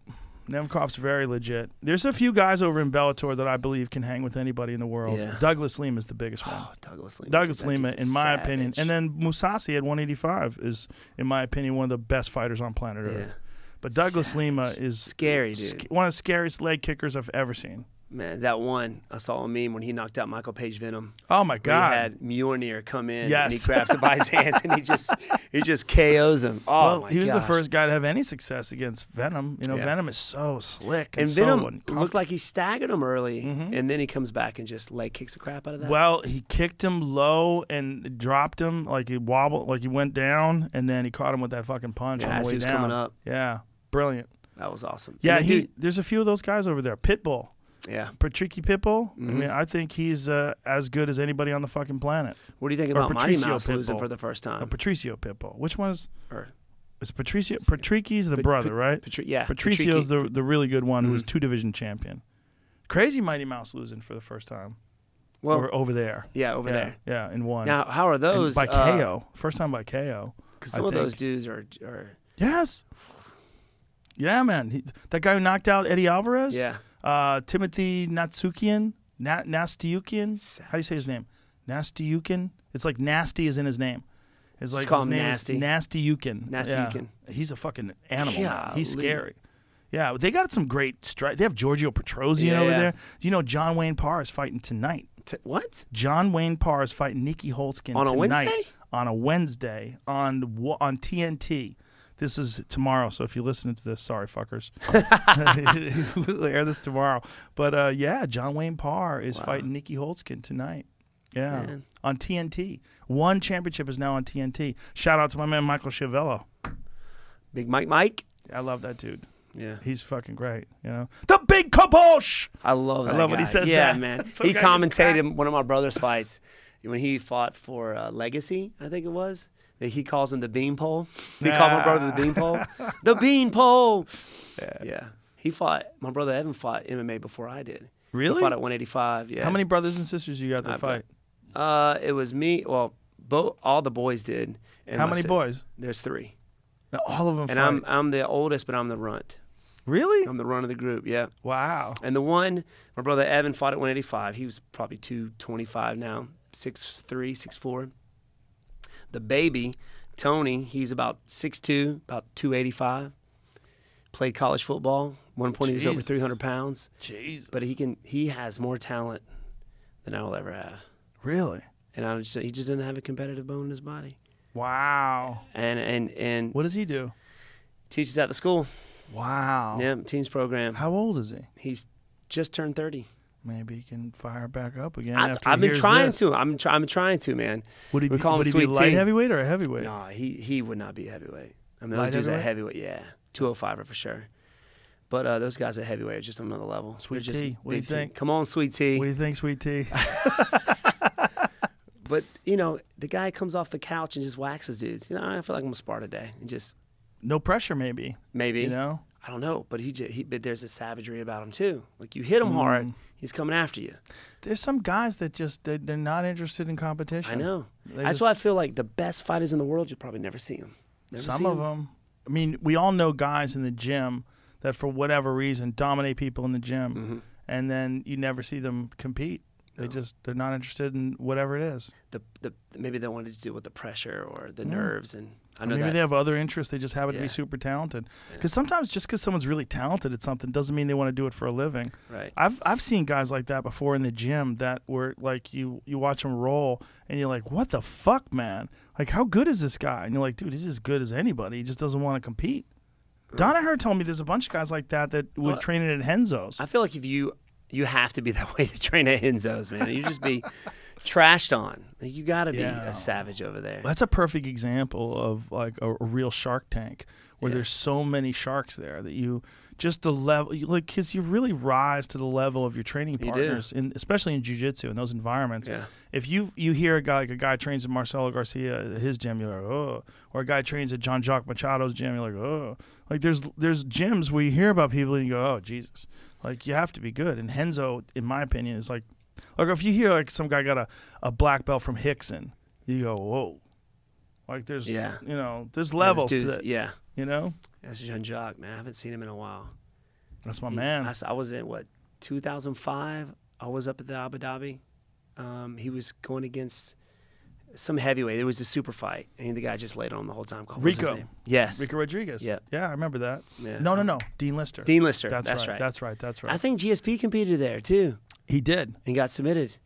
Yes, he did. He GSP? did. I'm trying to remember who submitted him. The reason why I said Marcelo Garcia, because Marcelo Garcia or Rico Rodriguez, Marcelo Garcia submitted Rico Rodriguez. Wow. He got him in a heel hook. And Marcelo was there, and he was just crushing people. But then he got, who was it? He was fighting the open division, and he had somebody's back, and he jumps up and just gets. Rico Rodriguez. That was him. And then he tapped He him. did- wow. Tapped him with a heel hook after that. And everybody booed that dude. I remember Yeah, everybody wanted to because kill him. Marcelo was on his back, Yeah. and Rico's like 260. That was like a D move Yeah, right there. yeah. Just jumps up, lands, and it was Jacare and Roger Gracie.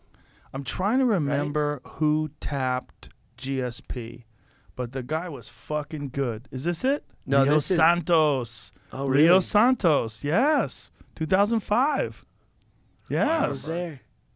Yeah, he got him in an armbar. Yeah, I was there. It was a flying one. Flying Yes. armbar. That was There in it LA, is. right? Whoop. Yep. Caught him quick. And the good thing about GSP, man, he would bring people Oh, in. He yeah, would go man. train with the best guys. Watching him roll with, Roger Gracie. Mm-hmm. Even who was it? I was up there. I was watching Roger Gracie and what's his name? I was just talking about him.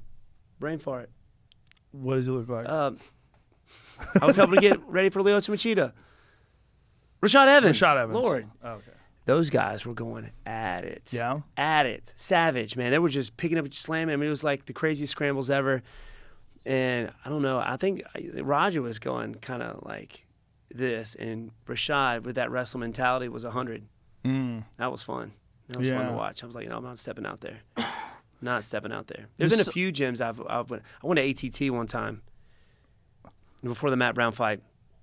And I was getting ready to go out there and spar. And I saw Hector Lombard out there just wailing on dudes. Whoa. It's like I think he was sparring some guy small and then just dropped him. I'm like, I'm just gonna pack my stuff up. I'm just gonna leave. I'll see y'all later. Hector's kind of famous for that. Yeah, For being that's what I really, hear. really hard in the gym. I mean, he's comes from that old school Cuban mentality. There's no soft sparring. There's none of that. There's no light sparring here. You know, and that gym, ATT, I mean, you want to talk about an incredible gym. Oh yeah. I mean, Dan Lambert, shout out to that guy. That guy poured millions of dollars into that gym before he ever saw a penny back. Really? Yeah, and they built that whole new gym that they're at now with the dormitories and an incredible space. He built that, built the whole building, bought land, put up the building just because he loves the sport. Good for him. I mean, he's made his money outside of that. He's a businessman. Made his money completely outside of MMA, and but just loves it. Just loves say, here it. you go, guys. Loves it. Loves it. I need one of those guys. Well, listen, brother, I can't wait to see your fight with Gilbert, and I'm a big Thank you. fan. Thank and you, I'm bro. glad we finally did this. Bro, you we've kidding me? been talking for 3 hours and 20 minutes. Are you kidding me? I felt like we just sat down. No, how You're long have we lying. been doing it? 3:20? What? Yeah, 3 hours and 20 minutes. I feel like there's more to talk about. What are we doing? why are we stopping? What else do you want to talk about? You good? Hey, no, I'm ready. Right. I'm on your time, baby. Thanks, brother. Appreciate you, man. Thank you very much. Thank you, brother. Bye, everybody. See ya.